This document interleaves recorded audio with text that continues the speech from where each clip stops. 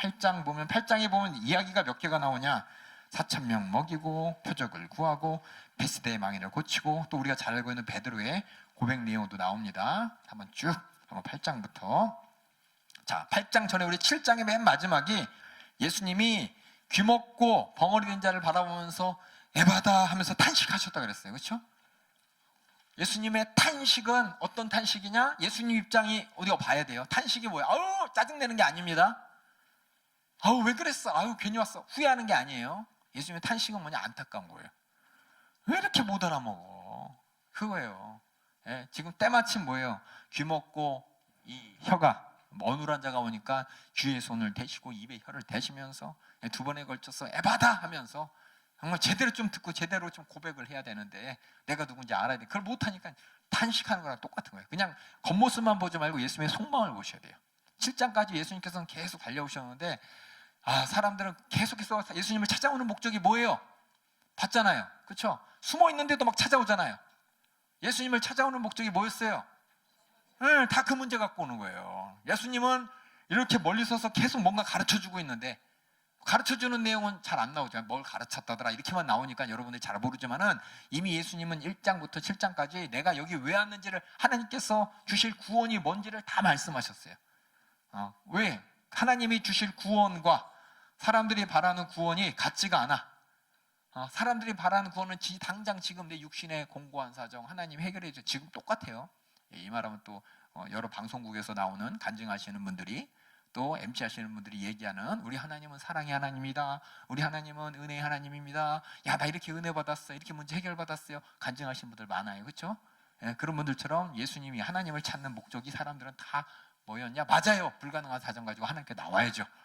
근데 하나님께서 진짜 해주고 싶은 불가능한 사정의 문제에 대해서는 사람들이 무관심한 거예요. 무관심한 거예요. 계속 병 고쳐주세요. 때로 내 아들, 내 자식이 죽어가고 있어요. 회당장 우리 딸 죽어가고 있어요. 나 병 걸렸는데 이거 낫을 수 있을까? 허기진데 오병이어 사건을 보면서 야 대단하다 대단해. 예수님께서 풍랑을 잔잔케 하시면 야 바리새인과 좀 이따 얘기할 거예요. 예, 좀 이따 했나요? 바리새인과 저 헤롯의 누룩을 조심하라 얘기했나요? 안 했죠? 예, 좀 이따 얘기할 거예요. 사람들은 제자들도 마찬가지고 진짜 예수님을 바라보는데 하나님의 아들, 야 그리스도, 야 대단해. 하지만 진짜 예수님을 몰라봐. 진짜 예수님이 이 땅에 오신 목적을 모르고 계속 따라가요. 지금도 많은 사람이 그래요. 그래서 복음에 대해 설명해 보세요. 그럼 예수님에 대해서는 알아요. 예수님이 어떤 분입니까? 아까 이거죠. 하나님의 아들이고 예수고 그리스도가 맞아요. 근데 저 얘기는 없어. 대부분 저거 그냥 뭐냐 n분의 1로 쓰죠. 병도 고쳐, 죄도 사해 주시고 특별히 하나님 사랑 우리에게 보여주시고 하나님 사랑 나타내셨잖아요. 그냥 이렇게만 나타내요. 사랑의 본질이 뭔지에 대해서 사람들이 진짜 하나님이 얘기하는 것만큼 예수님이 보여주신 만큼 가장 중요한 자리에다 놓지 않단다는 걸 우리가 다 알고 지금 마가복음을 보면 계속 가운데다 뭔가 놀라 그래. 예수님은 나를 알아보고 나를 믿는 이유가 뭐고 내가 해야 될 일이 뭔지 요거 보라고 계속 이렇게 주의를 계속 집중시키는데 사람들은 거기 집중 안 하고 자꾸 딴 데만 집중하고 있는 이런 모습들을 여러분이 보시면서 오늘 8장 그걸 보면서 답답한 거예요. 탄식하셨어요. 그래서 8장, 9장, 10장이 뭐냐? 다 예수님이 탄식하는 계속 답답해하는 내용만 나옵니다. 그래서 8장, 9장, 10장은 예수님의 속마음, 즉 예수님이 그렇게 공생애 가운데 1장부터 7장까지 거의 지금 웬만한 공생애 다 보여주셨어요. 웬만큼 예수님께서 예수님이 이 땅에 오신 목적에 대해서도 웬만큼 다 설명하셨어요. 그런데도 사람들이 답답한 거예요. 답답한 예수님의 모습과 답답한지도 모르고 그냥 예수님 이렇게 바라보고 있는 사람들을 한번 살펴보겠습니다. 우리 8장 1절부터 읽어주세요. 그 즈음에 또 큰 물이 그 즈음이면 언제일까요? 이방인 지역이에요. 그 뒤에 보면 두로 지경에 나와서 시돈을 지나 대가볼리 지경을 통과해서 갈릴리 호수의 이름에 그때예요. 그래서 귀먹고 어누른 자를 고칠 그 자리가 어디냐? 갈릴리 호수가 있는데 호수의 한편은 유대인 지역이고 반대편은 이방인 지역입니다. 지금 이방인 지역에 있는 갈릴리 호수편에 계세요. 그 즈음에 이 말은 지금 이방인 지역입니다. 아시겠죠? 예, 그 다음에 읽어주세요. 비가 있어 먹을 것이 없는지라 예수께서 제자들을 불러 이르시되 내가 무리를 불쌍히 여기노라 저희가 나와 함께 있은지 이미 사흘임에 먹을 것이 없도다 만일 내가 저희를 굶겨 집으로 보내면 길에서 기진하리라 그 중에는 멀리서 온 사람도 있느니라. 제자들이 대답하되 이 광야에서 어디서 떡을 얻어 이 사람들로 배부르게 할 수 있으리이까? 예수께서 물으시되 너희에게 떡 몇 개나 있느냐? 가로되 7 이로소이다 하거늘 예수께서 무리를 명하사 땅에 앉게 하시고 떡 7개를 가지사 축사하시고 떼어 제자들에게 주어 그 앞에 놓게 하시니 제자들이 무리 앞에 놓더라. 또 작은 생선 2 마리가 있는지라 이에 축복하시고 명하사 이것도 그 앞에 놓게 하시니 배불리 먹고 남은 조각 7 광주리를 거두었으며 사람은 약 4,000명이었더라. 예수께서 저희를 흩어보내시고 곧 제자들과 함께 배에 오르사 달마누다 지방으로 가시니라. 네, 이게 4,000명 먹인 사건이 주호야. 아까 5,000명 먹인 사건이 저번에 들었죠? 왜 또 얘기했어? 밑에 조그맣게 힌트가 있죠? 힌트가 뭘까요? 네, 왜 마가복음은 5,000명 먹인 사건도 기록하고 4,000명 먹인 사건도 이렇게 한 번만 기록해도 똑같잖아요. 어째 똑같잖아요. 데칼코마니잖아요. 그렇죠? 네, 먹었더라, 남았더라, 불쌍히 여겼더라. 광야에서 다 나와요, 다 나와. 뭐가 틀린 거예요? 뭐라고 써 있어 밑에? 불쌍히 여기노라. 5,000명 먹인 거하고 4,000명 먹인 거 차이점이 뭐야? 뭐가 틀려? 왜 똑같은 얘기를 또 했어? 이거 페이지 낭비하게. 맨 밑에 써 있잖아. 힌트 써 있잖아. 힌트. 잘 모르겠지? 이게 어디서 일어난 사건이라고 했죠? 이방인 지역이야. 이방인 지역. 왜냐면 우리는 당연히 예수님 우리 예수님이라고 하지만 당시 예수님 오셨을 때 예수님은 유대인들의 구원주예요. 그걸 누구냐? 성경에서 얘기한 게 사람들의 생각이 하나님께서 아브라함 후손인 이스라엘 백성들을 위해 보내주실 구원주야.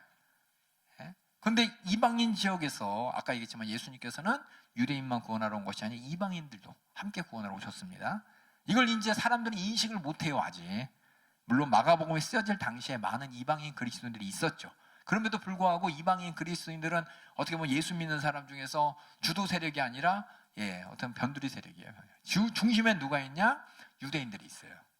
그래서 더 확실하게 얘기하는 거예요. 하나님은 예수님이 이 땅에 이 유대인뿐만 아니라 이방인을 위한 그리스도로서 오셨다고. 그래서 유대인에게 5,000명 먹이신 것처럼 이방인들도 4,000명 똑같이 먹이시면서 똑같이 구원의 대상으로 여기셨다는 것을 여러분이 보시면서 똑같이 불쌍히 여기는 거예요. 이방인도 이렇게 하셨고, 왜냐면은 우리는 그냥 당연한 듯하지만 초대교회 당시만 해도 교회 안에서도 예수 믿는 사람들이 계속해서 유대인들이 자꾸 이방인들 배척해요. 이방인들 무시하고. 왜냐면 그리스도란 그 자체가 하나님이 이스라엘 백성들을 구원할 메시아라고 돼 있지. 아직도 물론 이방인도 구원하셨지만 그래도 하면서 막말로 이렇게 얘기할게요. 우리 연세중앙교회 우리 한국 분들 많죠, 그렇죠? 한국 분들 많이 있죠. 근데 가끔 저 외국인 우리 그렇죠? 해외 선교부 식구들도 이렇게 있어요, 그렇죠? 여러분들 솔직히 볼 때 그 사람들 볼 때 똑같이 의식을 갖고 봐요? 아니면 저 해외에서 온 사람 이렇게 봐요? 다 그래요. 이렇게 나도 모르는 사이에 그런 마인드가 있는 거예요. 교회가 예수 믿는 사람이 물론 그런 마음 없어야 되는데 나도 모르는 사이에 보면서 해외 선교 식구들 보면은 괜히 그냥 그렇죠? 괜히 뭔가 내가 나아 보이지 이런 생각 하잖아요. 나만 그런가? 나는 너무 솔직한데 안 그럴래야지. 그런데 나도 모르게 그런 생각이 들더라고요. 왜냐면 저 못 사는 나라에서 왔으니까. 이런 것처럼 초대교회도 마찬가지고 처음 예수 믿는 교회 안에서 이방인들은 어떻게 보면 좀 무시당했어요. 왜냐하면 저들은 우리는 아브라함의 후손이고 그리스도가 우리 위해서 오신 분인데 그런데 불구하고 너희가 이제 구원받은 거 너희 참 다행인 줄 알아? 이런 심정이지 우리 모두의 하나님이라고 생각 안 한단 말이에요. 그래서 이방인들에 대해서 하나님께서 똑같이 예수님도 똑같이 사역하신 거예요. 그러니까는 깜짝 놀라는 거예요, 사람들이. 예수님께서 이방인 지역에서 복음을 전하고 이방인 지역 대상으로 해서 이적도 베풀어주고 만나주니까 사람들이 깜짝 놀라는 거예요. 그리고 저희 예루살렘에서는 막 이상하게 보는 거지. 아니 저 이방인 사람들, 하나님의 저주받은 백성들, 하나님께서 저들 진노할 대상들에게 왜 저 그리스도라면서 왜 저기 가서 저렇게 어울리고 막 그러는 거야? 그러면서 예수님을 이제 인정 안 하는 게 예루살렘의 분위기예요. 그러니까 여러분이 그냥 그랬나 보다 하지만 이 하나하나가 다 의미가 있습니다. 그 다음에 우리 11절. 바리새인들이 나와서 예수께 힐난하며 그를 시험하여 하늘로서 오는 표적을 구하거늘 예수께서 마음속에 깊이 탄식하시며 탄식하시며 그랬죠? 뭐로 왜 탄식하셨을까요? 한번 볼게. 사람들이 우르르 모았어요. 그렇죠? 바리새인들이 왔어요. 10절에 보니까는 달마누다 지방으로 가시니라 그랬죠? 이방인 지역에서 지금 유대인 지역으로 오셨습니다. 그때 기다리던 바리새인들이 예수님한테 아니 이 사람들이 그리스도라는 사람이 자신이 그리스도라는 사람이 하나님이 보낸 메시아라는 사람이 이방인 지역 막 몰고 다니니까 힐난하는 거예요. 이렇게 판단하고 그러면서 네가 진짜 하늘로서 왔냐? 이 말은 뭐냐? 하늘로서 왔냐? 이 말은 뭘까요? 하나님이 보낸 사람 맞냐? 이거예요. 진짜 메시아 맞냐? 그리스도 맞냐? 이런 표시예요.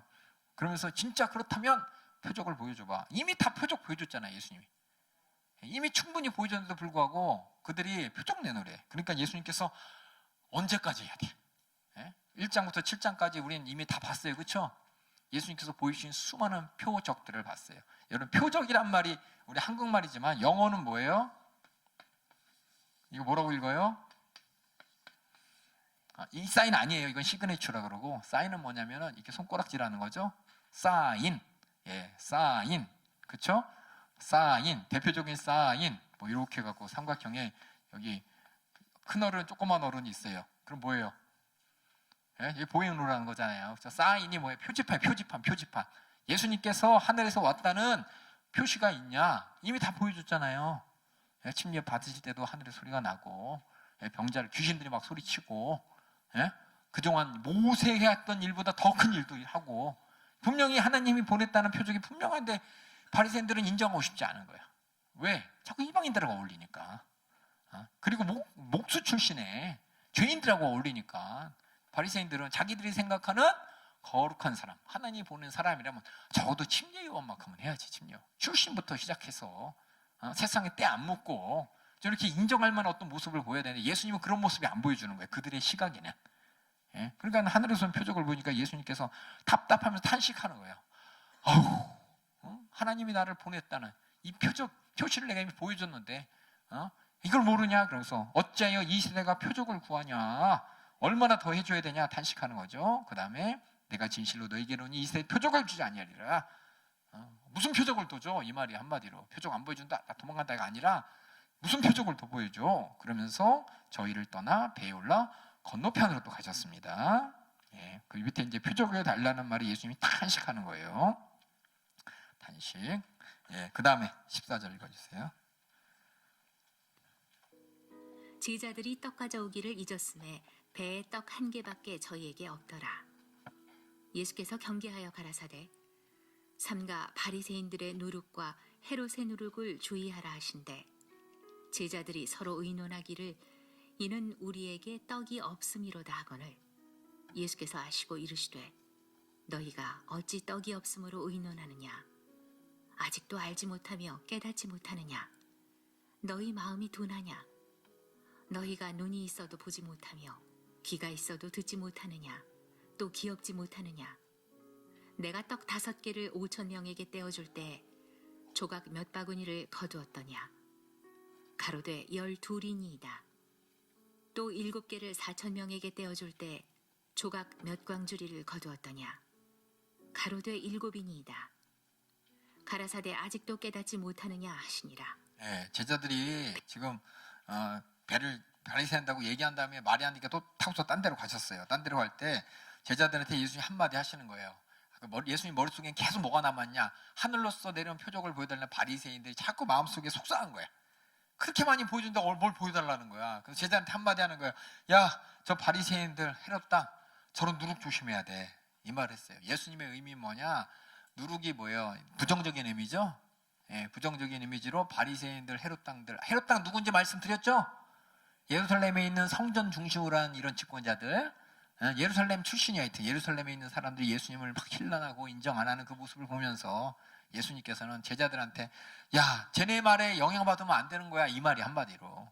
쟤네들이 하는 말에 따라서 자꾸 쟤네들은 내가 하는 일을 방해하고 나를 인정 안 하고, 그렇죠? 분명히 하나님의 1장부터 7장까지 하나님의 아들이요 예수요 그리스도인 이 모든 표적을 다 보여주셨는데 인정하는 저들한테 왜 예수님이 이방인들하고 어울리고 출신이 비천하고 죄인들하고 어울린다는 이유로 그 자기들이 열심히 지키는 율법을 안 지킨다는 이유로 예수님을 자꾸 인정 안 하려고 하는 저런 사람들의 말, 저런 영향력 너희들 조심해야 돼.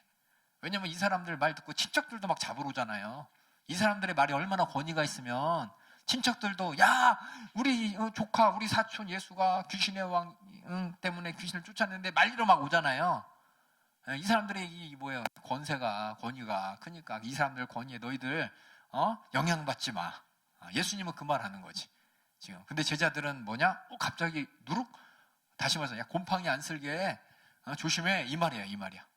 그러니까 헤롯의 누룩, 바리새인 누룩 조심해. 그런데 누룩 그러니까 예수님은 헤롯과 바리새인들의 그 불신앙에 대해서 얘기하는데 얘네들은 그냥 노졌다 갑자기 예수님이 야 떡에 곰팡이 안 피게 조심해 이 얘기로 듣는 거예요. 그래서 어떡하지? 아까 전에 안 가져왔는데 엉뚱하니까 예수님하고 다른 얘기하는 거예요. 예수님이 계속해서 이 땅에 오신 이유를 얘기하고 내가 하나님의 아들로서 복음을 전할 때 회개해야 된다고. 왜 회개해야 되냐? 내가 회개를 이루어 왔다고. 지금 계속 비유도 말씀하시고 여러 가지 다 말씀하시고 또 내가 모세 같은 선지자라고 얘기하시고 마음이 중요하다고 얘기하시고 예수님께서는 이 안에 있는 죄에 대해서 사람이 하나님과의 관계 가운데 이 죄가 이 문제를 해결하기 위해 내가 왔다고 계속해서 말하고 있고 그게 중요하다고 얘기하고 있는데 이 제자들은 뭐냐?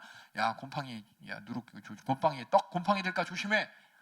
앞에 있는 바리새인 헤롯은 못 듣고 왜냐면 듣자마자 어떡하지? 예수님이 혼나겠네. 혹시 예수님이 아까 떡 많이 챙기라 4,000명 먹이고 남은 그 떡 안 챙겼다고 혼나는 거 아니야? 이렇게 눈치 보고 있으니까 예수님이 답답해가지고 야 아직도 모르냐? 내가 떡 없다고 하느냐? 아직도 내가 뭔 얘기하는지 모르겠어? 답답한 거예요. 이게 뭐냐면 그럴 수도 있지라고 할 수도 있어요. 여러분들은 못 알아들을 수도 있지. 근데 예수님은 계속 처음부터 1장부터 2장부터 했잖아요. 2장부터 예수님 이 땅에 오신 목적이 뭔지. 예? 근데 자꾸 얘네들은 뭐냐? 떡 안 내고 자기 육신의 사정이면 이 문제만 이제 걱정하는. 예수님하고 마음이 안 통해 지금 마음이. 예수님은 지금 계속 어떻게 하면 이 죄의 문제를 해결하는 하나님의 아들 예수 그리스도의 그 사명을 감당해야 되고 그걸 복음을 전해야 되는데 그게 복음인데 죄사함의 복음이 복음인데 그것만 계속 생각하면서 그것만 얘기하는데 제자들은 하는 얘기가 가장 근처에 있는 제자들이 떡 없다는 거 못 알아듣는 거 말귀를 못 알아듣는 거예요. 담임 목사님도 가끔 답답하다 이런 말 하죠, 그렇죠? 저도 답답한 사람이에요. 저도 잘 못 알아듣겠어요, 솔직히 그 심정을 모르겠어요. 똑같을 거예요. 예수님도 제자들이 얘기하니까 못 알아듣으니까 답답하다. 아직도 알지 못하냐? 마음이 둔하냐?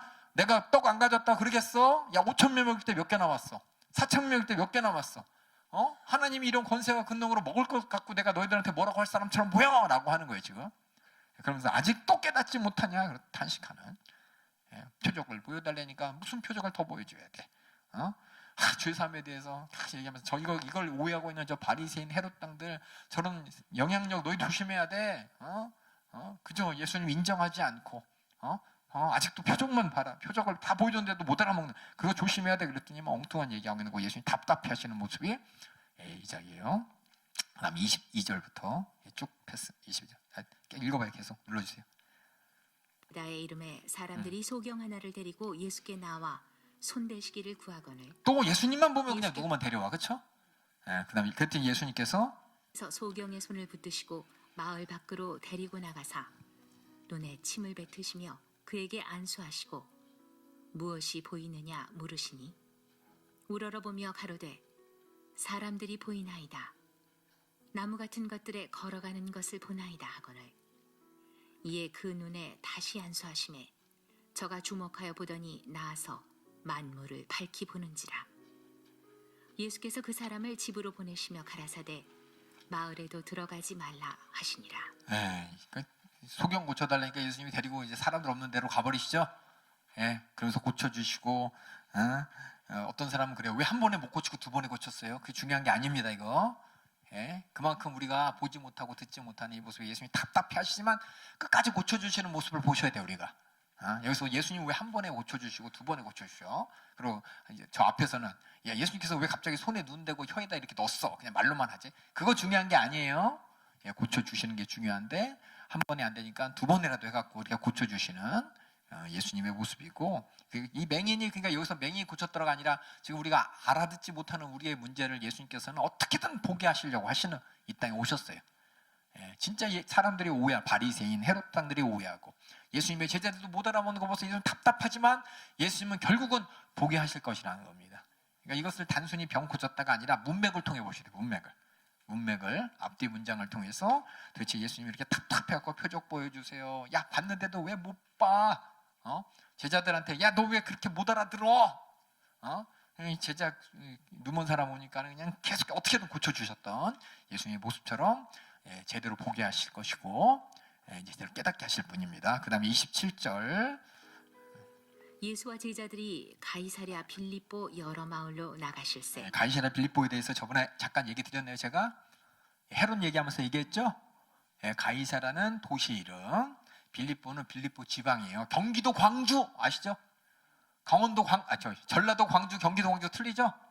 이것처럼 어느 지역의 어느 도시, 그러니까 가이사라는 도시인데 빌립보 지방에 있는, 헤롯이 로마 황제 이름을 따서 지은 로마 닮은 파주 영어 마을 같은 빌립보 로마 마을, 가이사랴 빌립보, 여길 싹 지나갈 때 이제 물어보는 거죠, 제자들한테. 왜냐하면 예수님께서는 이 땅에 왕으로 오셨죠.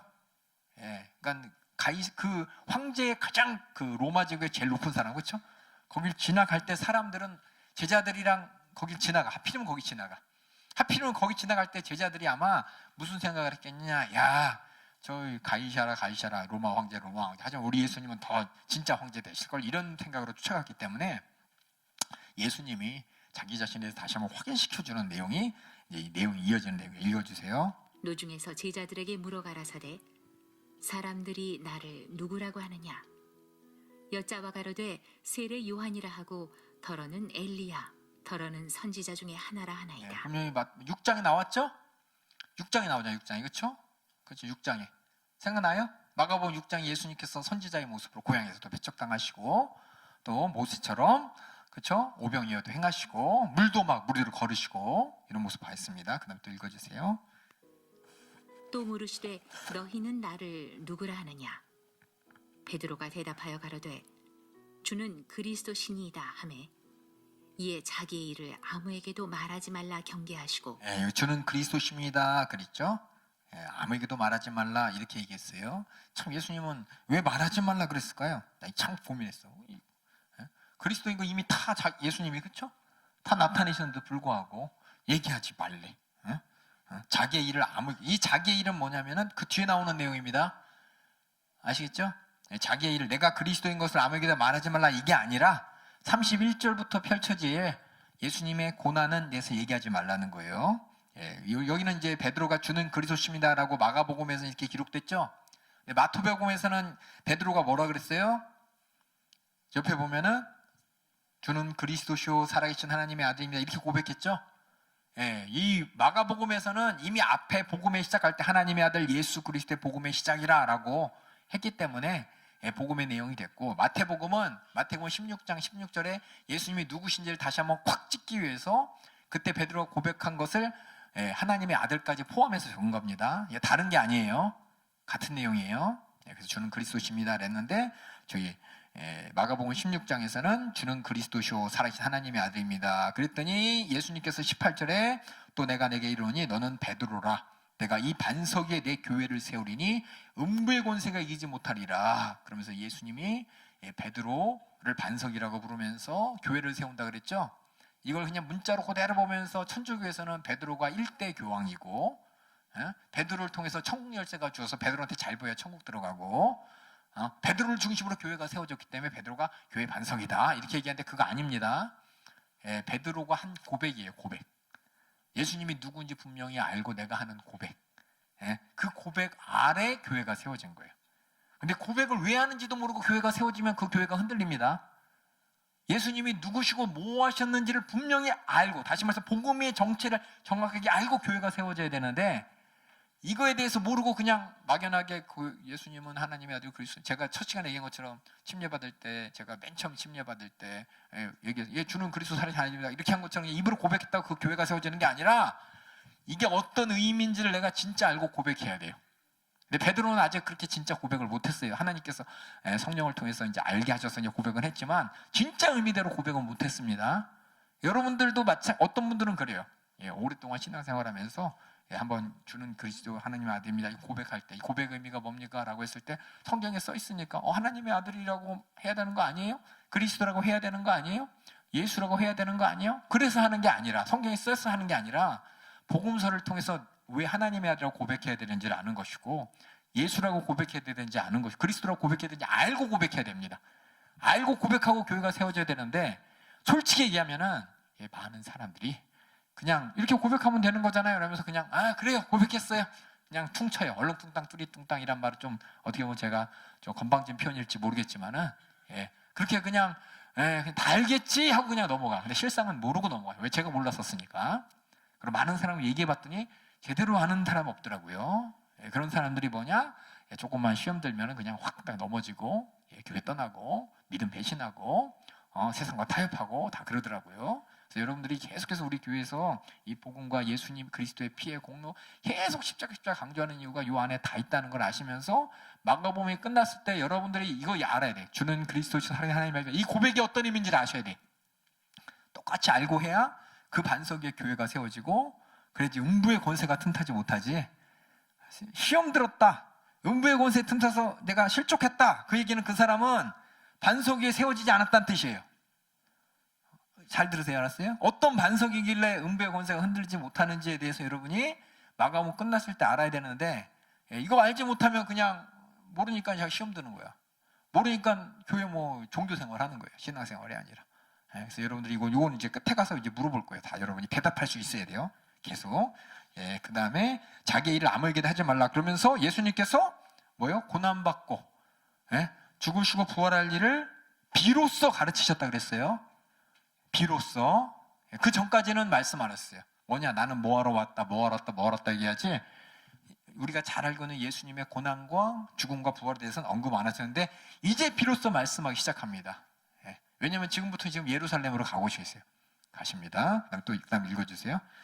비로소 저희에게 가르치시되 드러내놓고 이 말씀을 하시니 베드로가 예수를 붙들고 가나며. 뭐라고 관했을까요? 내용은 안 나와요. 야, 나 예루살렘에 가면은 가서 장로들 대장 서기관들에게 잡혀갖고 죽임 받에. 그리고 나지만 부활할 거야. 이 얘기를 해요. 베드로가 간한 내용이 뭘까요? 죽도 안 됩니다 해요. 안 됩니다. 왜 안 될까요? 왜 베드로는 안 된다고 했을까요? 자기가 바라는 그리스도는 그런 일 하면 안 돼. 베드로가 여태까지 제자들하고 열심히 쫓아온 예수님은 죽으면 안 돼. 뭐 하셔야 되는데? 뭐 하셔야 돼요? 말씀드렸잖아요. 뭐 하셔야 돼? 가서 예루살렘에 가가지고 이스라엘 백성을 다 규합해가지고 로마한테 정면 도전해가지고 로마를 무너뜨리고 하나님 나라를 이 땅에 세울, 그런 하나님 나라를 이 땅에 세울 하나님, 자기 오해한 거죠. 이 땅에 이루어질 하나님의 나라를 쫓아왔는데 예수님께서 나 죽는다, 하지만 나 부활할 거야. 그러니까 뭐 죽네 무슨 얘기하냐고, 안 된다고 하는 거죠. 우리가 예수 믿는 이유 목적이 제대로 희미한 사람은 예수님의 요구와 또 하나님의 요구에 안 돼요 하고 거부한다고요. 그렇죠? 왜냐하면 진짜 믿는 목적을 모르니까는 그건 못하겠어요, 안 돼요 하는 거랑 똑같아요. 제대로 복음을 모르면 신앙생활의 하나님의 요구에 대해서 내가 순종을 못합니다. 그게 뭐냐? 반석 위에 안 세워졌다는 거예요. 그게. 그래서 반석이 뭐냐? 예수님께서 고난받고 죽으시는 내용이에요. 그걸 바탕으로 해서 우리는 이걸 고백하는 겁니다. 예수님의 고난과 죽음과 부활을 어떤 뜻인지 알고 이걸 고백하는 거지, 그거 없이 그냥 고백하게 되면은 그게 어떤 의미인지 알고 고백해야 돼요. 없이 고백하면은 이렇게 뭐냐? 베드로처럼 이렇게 안 됩니다 그래요. 그걸 부정하게 돼요. 그 뒤에 읽어주세요.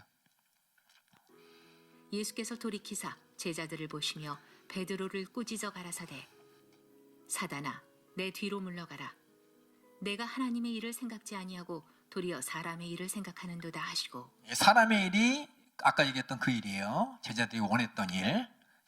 그래서 여기 보면 그리스도 일, 예수님이 이 땅에 오셔서 해야 될 일이 있고, 그것을 방해하는 사단의 일이 있습니다. 사단의 일은 그것을 알지 못하게 만들고 인정하지 못하게 만드는 게 사단의 일이에요. 희미하게 숨겨버리고. 그 다음에 또 읽어주세요. 무리와 제자들을 불러 이르시되 아무든지 나를 따라오려거든 자기를 부인하고 자기 십자가를 지고 나를 좇을 것이니라. 누구든지 제 목숨을 구원코자 하면 잃을 것이요 누구든지 나와 복음을 위하여 제 목숨을 잃으면 구원하리라. 사람이 만일 온 천하를 얻고도 제 목숨을 잃으면 무엇이 유익하리요? 사람이 무엇을 주고 제 목숨을 바꾸겠느냐? 누구든지 이 음란하고 죄 많은 세대에서 나와 내 말을 부끄러워하면 인자도 아버지의 영광으로 거룩한 천사들과 함께 올 때에 그 사람을 부끄러워하리라. 예, 이게 뭐냐? 여기 보면 계속 제가 밑줄 긋죠. 무엇, 내 말, 자기 십자가 이게 다 뭐냐? 복음이에요. 복음. 진짜 복음은 예수님 십자가 달려 죽으신다는 얘기예요. 예수님이 십자가 달려 죽으시고 고난당하시고 부활하신다는 일이고 사단은 이것을 가로막는 것이고 이 일을 그대로 따라서 지키는 자가 바로 제자들이 할 일이라는 겁니다. 예, 그래서 그냥 제자가 우리 다 주님 말씀 순종하는 거예요. 예수님 따라가는 거예요. 예수님 생애 재현하는 거예요. 그냥 글로만 쓰는 게 아니라 최종 목적지가 뭐냐? 과정이 어디냐? 예수님이 고난당하셨던 십자가의 자리를 내가 똑같이 가야 되는 거예요. 그거 없이 내가 예수님 제자 될 수 없습니다. 다른 거 다 하면서 예수님 제자 되죠. 그거 빼놓고는 예수님 제자 될 수 없어요. 그게 제일 중요한 거예요. 예, 그래서 뭐냐? 예, 아까 얘기했지만은 죄사함의 복음, 저 죄사함의 내용이 n분의 1이 아닙니다. 다입니다. 다. 예, 그다음에 예, 그래서 뭐냐? 요 8장 내용을 가만히 보면 예수님께서 탄식하십니다. 그렇죠? 한탄하셔요. 저 바리새인 서기관들한테 어째여 이 세대가 표정을 구하냐? 한탄하시고 제자들한테는 아직도 알지 못하고 깨닫지 못하냐? 탄식하시고 뒤에 또 제자들에게 또 얘기하시죠. 예, 그 탄식하는 내용을 예수님께서는 하지만 내가 너희들이 날 누구나 아느냐? 그러고서 내가 할 일이 이거다라고 말씀하셨죠. 예, 탄식한 이유가 뭐였냐면은 표적을 보여주세요. 무슨 표적을? 그렇죠? 뭔 얘기인지 못 알아듣겠냐? 탄식하셨죠. 그럼 예수님께서 누구시고 뭐하러 이 땅에 오셨는지 우리가 제대로 예수님이 누구고 복음인지 알 수 있는 표적이 뭐냐? 예수님의 고난과 죽음과 부활이고 예수님이 누구고 제대로 깨달을 일이 어디 있냐? 예수님의 죽음과 고난과 부활이라는 거예요.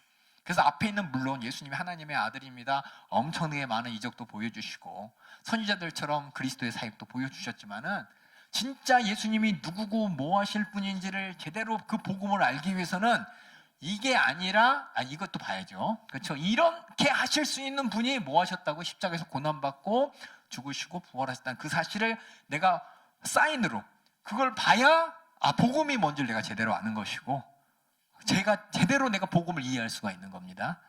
이미 다 알고 있어요. 근데 제가 이렇게 강조하는 이유가 다 알고 있다고 착각해서 그래요. 저도 착각했었어요. 다시 한번 그래서 이 내용 결국 뭐냐면 지금 7장까지 내용이 있죠. 7장까지 내용 갖고 지금 다 이미 다 보여주셨는데 사람들이 그렇게 못 알아들어. 봤는데도 몰라.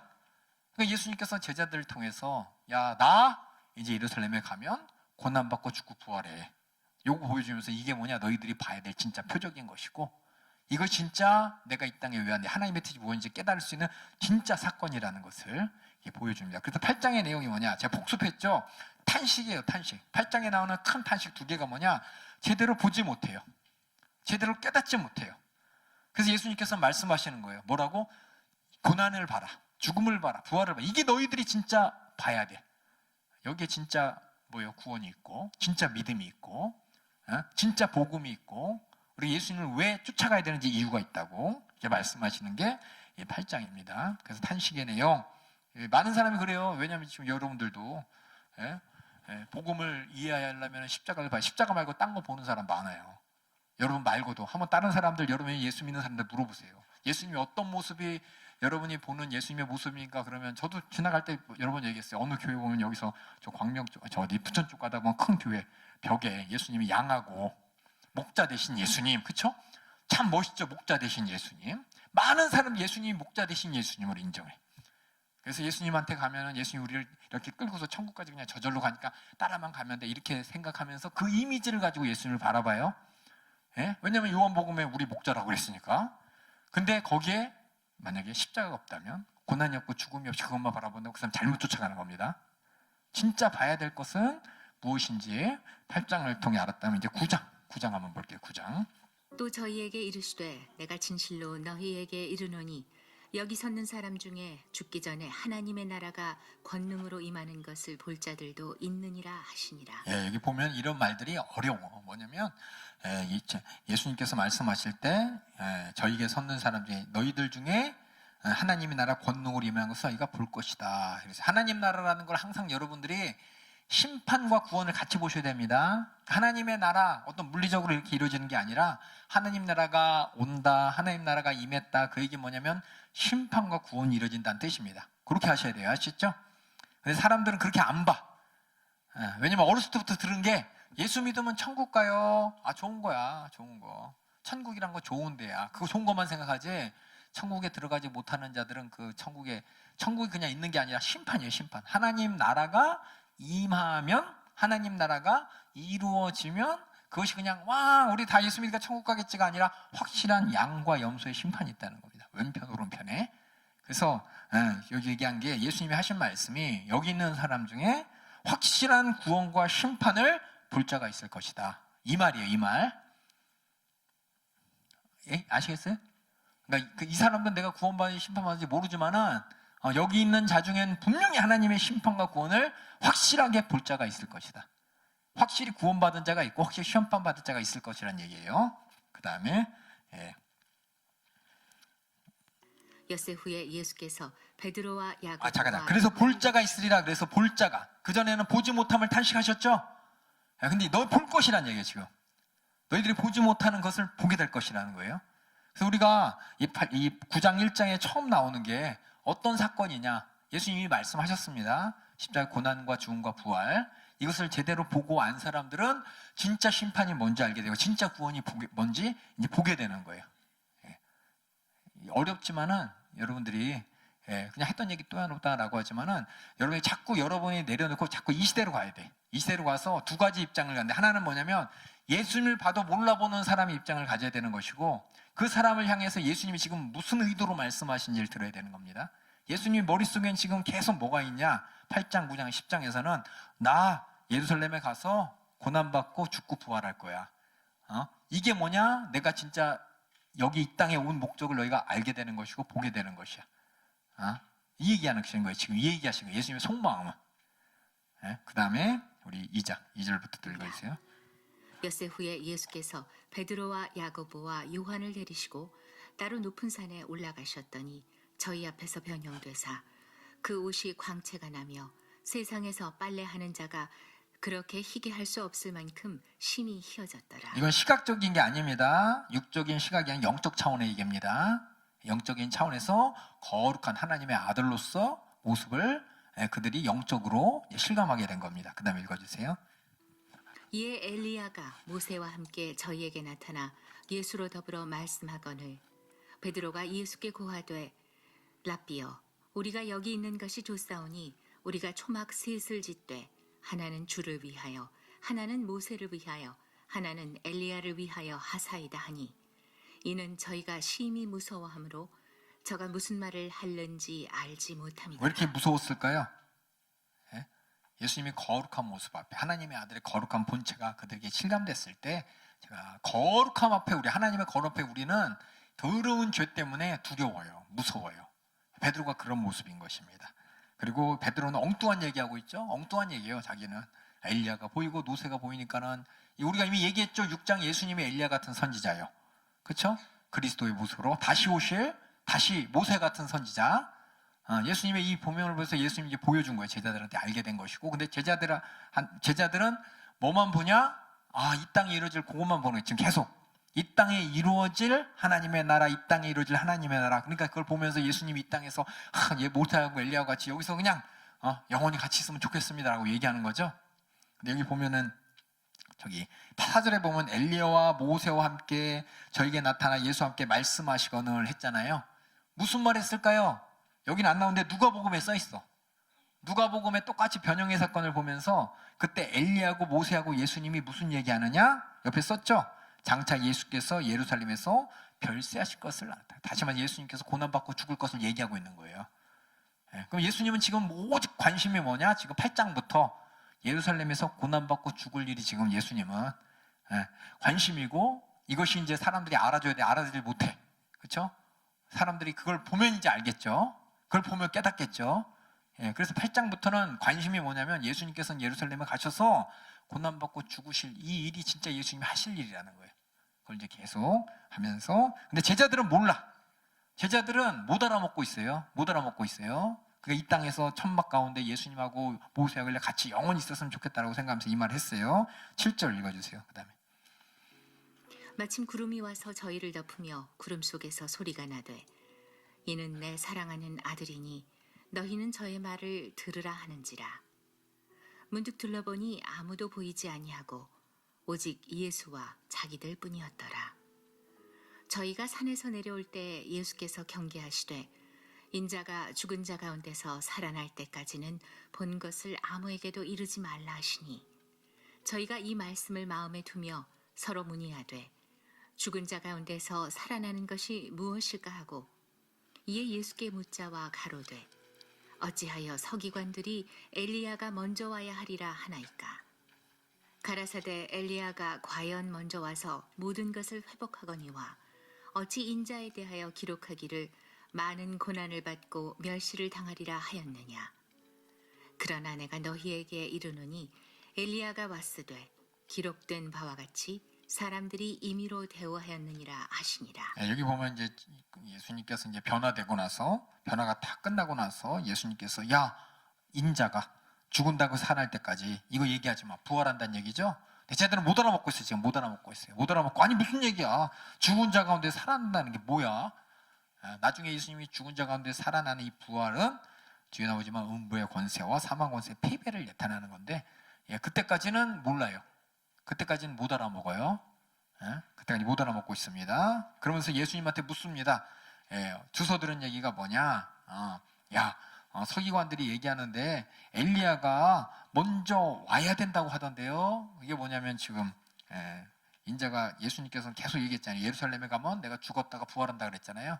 죽었다 부활한다, 죽었다 부활한다 얘기하는데, 성경에 보면은 그 그리스도가 이 땅에 오실 때, 이게 성경 얘기하는 거예요. 지금 뭐냐? 성경 얘기. 그들이 알고 있는 얘기. 서기관들이 얘기하는데 엘리야가 먼저 온 다음에 그 다음에 그리스도가 이 땅에서 하나님의 나라를 이룬다고 하던데, 구원을 이룬다고 하는데 이게 뭔 얘기입니까? 물어봤더니 예수님께서 대답하시는 거예요. 엘리야가 왔어. 그리고 모든 것을 회복한다고 했는데 인자가 기록하기를 많은 고난. 다시 뭐냐면 너희들 이제 제자들이 이제 물어보는 거죠. 성경에 대해서 알아. 뭘 아냐? 그리스도가 오기 전에 엘리야가 온다는 거 알아요. 얘네들만 아는 게 아니라 누구도 아냐? 서기관들도 알고 있어. 서기관들도 성경에서 우리 광야 1장에 얘기했잖아요. 그렇죠? 광야에 외치는 소리라든지 엘리야 심정을 온 자가 해서 예수님을 소개한다는 그 얘기를 하면서 엘리야가 얘기가 성경에 있어요. 얘기 한마디로. 그리스도 앞에 엘리야가 온다는 얘기가 있어요. 성경 말씀대로 이루어지는 건가요? 이 말이에요. 이 말은 뭐냐면 계속 얘기하면 설명을 잘 못하겠네요. 하여튼 서기관들이나 사람들은 그리스도에 대해서 알고 있어. 어떤 얘기? 딱 거기까지만. 그리스도를 소개할 엘리야가 온다는 거기까지만 알아요. 근데 예수님께서 뭐라 그러냐? 그래, 그 얘기 있어. 그런데 너희들이 다 아는데 왜 이 얘기 몰라? 그 얘기 뭐냐? 이사야서에 나오는데 많은 고난을 받고 멸시를 당한다는 얘기는 왜 몰라? 이게 뭔 얘기인지 모르시겠죠? 그러니까 제자들이 뿐만 아니라 그 당시 사람들이 이사야서 53장을 몰라요. 이사야서 53장이 있는데 우리 매주 읽잖아요. 그렇죠? 있는데 그 당시에 그리스도를 기다리는 사람이 이사야서 53장에 있는 사건이 그리스도가 해야 될 일이라는 걸 몰라. 예수님이 설명해주고 예수님이 보여줄 때까지 몰라요. 그들이 기다리는 건 단지 예수님, 그리스도라는 사람이 와서 우리를 하나님 나라를 준다, 우리를 해방시켜준다, 이 얘기만 알지 어디서 해방되고 무엇에서 해방되는지 몰라. 우리는 알아요. 그렇죠? 죄에서, 마귀의 권세에서, 지옥에서 우리를 구원하신 분이잖아요. 근데 그들이 생각하는 그리스도가 와서 할 구원은 뭐냐? 이 땅에 이루어질 구원만 생각하는 것이고, 이 땅에 이루어질 구원 중에, 어쨌든 구원 중에 엘리야가 먼저 온 것까지 알아요. 그래서 예수님께서 계속 침례 요한이 나를 속였다 계속 말하면서 내가 그리스도가 맞다고 계속 말한다고 얘기했죠. 근데 성경을 그렇게, 근데 왜 서기관들은 그걸 몰라? 지금 예수님의 포커스는 뭐라고 했어요? 고난과 죽음과 부활이라고 했습니다. 그러니까 예수님이 계속 그걸 얘기해주고 싶은 거예요, 제자들한테. 그래, 네가 알아. 그리스도가 올 때 엘리야가 와서 소개한다는 거, 엘리야가 먼저 온다는 걸 알아. 근데 성경에 이사야서 50장에 있는 말은 왜 네가 알려고 하지 않아? 왜? 그 얘기야, 그 얘기. 계속 예수님의 관심은 8장, 9장은 나 고난받고 죽으러 왔어. 나 고난받고 죽고 부활할 거야. 이것만 얘기하는데 제자들은 못 알아먹고 있어요, 계속. 사람들도 못 알아먹고 있고 예수님도 계속 그걸 설명하고 있고. 그래서 13절에 뭐냐? 내가 너에게 이르노니 엘리야가 왔어. 하지만 기록된 바가 사람들이 임의로 대화했지 않냐? 침례 요한을 얘기하는 것이고 그 예언은 이루어졌어. 근데 왜 이사야서 53장에서 고난받고 멸시받는다는 그 말에 대해서 왜 집중을 안 하는 거야? 하면서 예수님 지금 제자들한테 설명을 해주는 거죠. 그래도 몰라요, 지금. 몰라요. 그래서 뭐냐? 진짜 예수님이 누구신지, 예수님이 그거는 이제 죽은 자 가운데 살아나는 이 부활과 고난과 죽음과 부활, 이것을 봐야지 복음이 뭔지를 알아요. 복음이. 그리고 그리스도가 이 땅에 왜 왔는지를 아는 것이고. 예수님은 계속 8장, 9장, 10장은 계속 그것만 집중하는 거야. 왜냐, 이걸 모르니까 계속 탄식해. 왜 몰라? 왜 엉뚱한 얘기해? 야, 그래, 너 구약 맞아. 선지자가 얘기한 대로 그리스도가 오기 전에 엘리야가 온다 그랬어. 그래, 침례가 왔지. 근데 왜 성경에 기록된 그 고난받고 멸시받는 그건 왜 몰라? 예수님 계속 그 얘기 하는데도 못 알아먹는 거예요. 그만큼 뭐냐, 예수님이 고난받고 죽고 부활한다는 것을 당시 사람들은 몰랐어요. 우리는 뭐냐, 꼭 알아야 될 거예요. 이게 복음의 핵심이에요, 핵심. 예, 그래서 그 사람들이 그래 몰랐기 때문에 예수님 십자가 달려 죽으시고 고난당하시고 부활하셨지만 우리는 이걸 알아야 돼. 계속 내가 얘기하는 게 복음의 이거 중심이 아니면은 이것만 얘기해야 되고 이거 위에 딴 거 없습니다. 예, 그래서 고난받고 죽는다는 얘기를 예수님 또 강조하셨어요. 또 강조. 그 다음에 14절 또 읽어주세요. 저희가 이에 제자들에게 와서 보니 큰 무리가 둘렀고 서기관들이 더불어 변론하더니 온 무리가 곧 예수를 보고 심히 놀라며 달려와 문안하거늘 예수께서 물으시되 너희가 무엇을 저희와 변론하느냐? 무리 중에 하나가 대답하되 선생님, 벙어리 귀신 들린 내 아들을 선생님께 데려왔나이다. 귀신이 어디서든지 저를 잡으면 거꾸러져 거품을 흘리며 이를 갈며 그리고 파리하여 가는지라 내가 선생의 제자들에게 내어 쫓아달라 하였으나 저희가 능히 하지 못하더이다. 대답하여 가라사대 믿음이 없는 세대여 내가 얼마나 너희와 함께 있으며 얼마나 너희를 참으리요. 그를 내게로 데려오라 하시매 이에 데리고 오니 귀신이 예수를 보고 곧 그 아이로 심히 경련을 일으키게 하는지라 저가 땅에 엎드러져 굴며 거품을 흘리더라. 예수께서 그 아비에게 물으시되 언제부터 이렇게 되었느냐 하시니 가로되 어릴 때부터니이다. 귀신이 저를 죽이려고 불과 물에 자주 던졌나이다. 그러나 무엇을 하실 수 있거든 우리를 불쌍히 여기사 도와주옵소서. 예수께서 이르시되 할 수 있거든이 무슨 말이냐? 믿는 자에게는 능치 못할 일이 없느니라 하시니. 여기 보면 이제 믿음이 없음을 예수님이 탄식하셨죠? 이 믿음이 그냥 어떤 믿음인지 잘 생각해 보세요. 그냥 믿음이야. 그냥 믿음이란 글자가 아닙니다. 예수님에 대해서 얼마만큼 인정하고 있는지요. 예수님에 대해서 얼마만큼 인정하지 못하고 제자들도 어찌할 바 모르는 이 모습을 보면서 예수님이 답답해 하시는 거고 그 뒤에 무엇을 하실 수 있거든 우리를 불쌍히 여겨 주시옵소서라고 할 때 이 사람이 1장에서 문둥병자는 예수님한테 뭐라 그랬어요? 원하시면, 그렇죠? 당신 하실 수 있습니다. 나를 불쌍히 여기소 그랬죠? 나를 불쌍히 여겨 주소서는 했는데 인정을 안 했어. 그렇죠? 이게 믿음이 아니라는 겁니다. 그래서 예수님께서는 믿어. 난 할 수 있어. 믿으면 능치 못할 일이 없어. 능치 못할 일이라는 것이 하나님과 관계 가운데 우리 이제 그 못하는 거, 그러니까 제대로 인정하지 않는 거 또 탄식하십니다. 그랬더니 그 아비가 이제 그제서야 내가 믿습니다. 나의 믿음 없는 것 좀 도와주세요라고 하니까 읽어주세요. 를 질러 가로되 내가 믿나이다. 나의 믿음 없는 것을 도와주소서 하더라. 더 이상 힘들 것 같습니다. 죄송합니다. 광고입니다, 광고. 이게 유튜브에서 하는 거라서 더 이상 힘들 것 같네요, 진짜. 그렇죠? 믿음 없는 모술이죠. 믿음 없는 목소리 나왔어요. 나의 믿음 없는 것을 도와주소서 하더라. 예수께서 무리에 달려 모이는 것을 보시고 그 더러운 귀신을 꾸짖어 가라사대 벙어리 되고 귀먹은 귀신아 내가 네게 명하노니 그 아이에게서 나오고 다시 들어가지 말라 하심에 귀신이 소리 지르며 아이로 심히 경련을 일으키게 하고 나가니 그 아이가 죽은 것 같이 되어 많은 사람이 말하기를 죽었다 하나 예수께서 그 손을 잡아 일으키시니 이에 일어서니라. 집에 들어가심에 제자들이 종용이 묻자오되 우리는 어찌하여 능히 그 귀신을 쫓아내지 못하였나이까. 이르시되 기도 외에 다른 것으로는 이런 유가 나갈 수 없느니라 여기 하시니라. 보면 예수님의 탄식이 저 앞에 믿음 없는 세대야 탄식하셨죠. 뒤에는 할 수 있거든이 무슨 말이냐, 믿는 자에게 능치 못함이 없으니라. 또 믿음 없음을 탄식하셨습니다. 그랬더니 그 귀신 들린 아비가 믿습니다, 믿음 없는 것 좀 도와주세요. 그래서 예수님이 도와주셔서 고쳐주시고 나서 제자들이 우리 왜 못합니까? 그랬더니 기도 외에는 다른 이유가 나타날 수 없다. 그래서 기도만 나왔지만 그 앞에 믿음의 기도입니다. 그래서 믿음이라는 것이 여기 잠깐 나오는 게 뭐냐, 하나님과의 믿음을 그냥 하나님과의 관계 어떻게 설정하느냐에 따라서 믿음이 인정되느냐 안 인정돼. 하나님과 나와의 관계가 나왔지만 여기 나 불쌍히 해주세요 이런 말로 가야 되는 것이고, 또 하나는 하나님을 분명히 다 하실 수 있는 분이라고 내가 믿는, 인정하는 요 다 같이 이게 믿음이지, 나 불쌍하니까 어떻게 봐주세요 이건 안 돼요. 인정 안 하면 할 수 있으면 해주세요 이거 아닙니다. 또 할 수 있잖아요 권리가 아니라 불쌍히 긍휼을 입을 자로 안 가면은 요것만 인정해서도 믿음이 아니에요.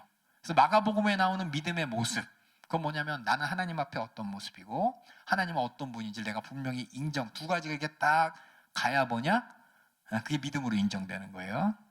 근데 보면은 이렇게 믿음 없음을 탄식하는 예수님, 그렇죠?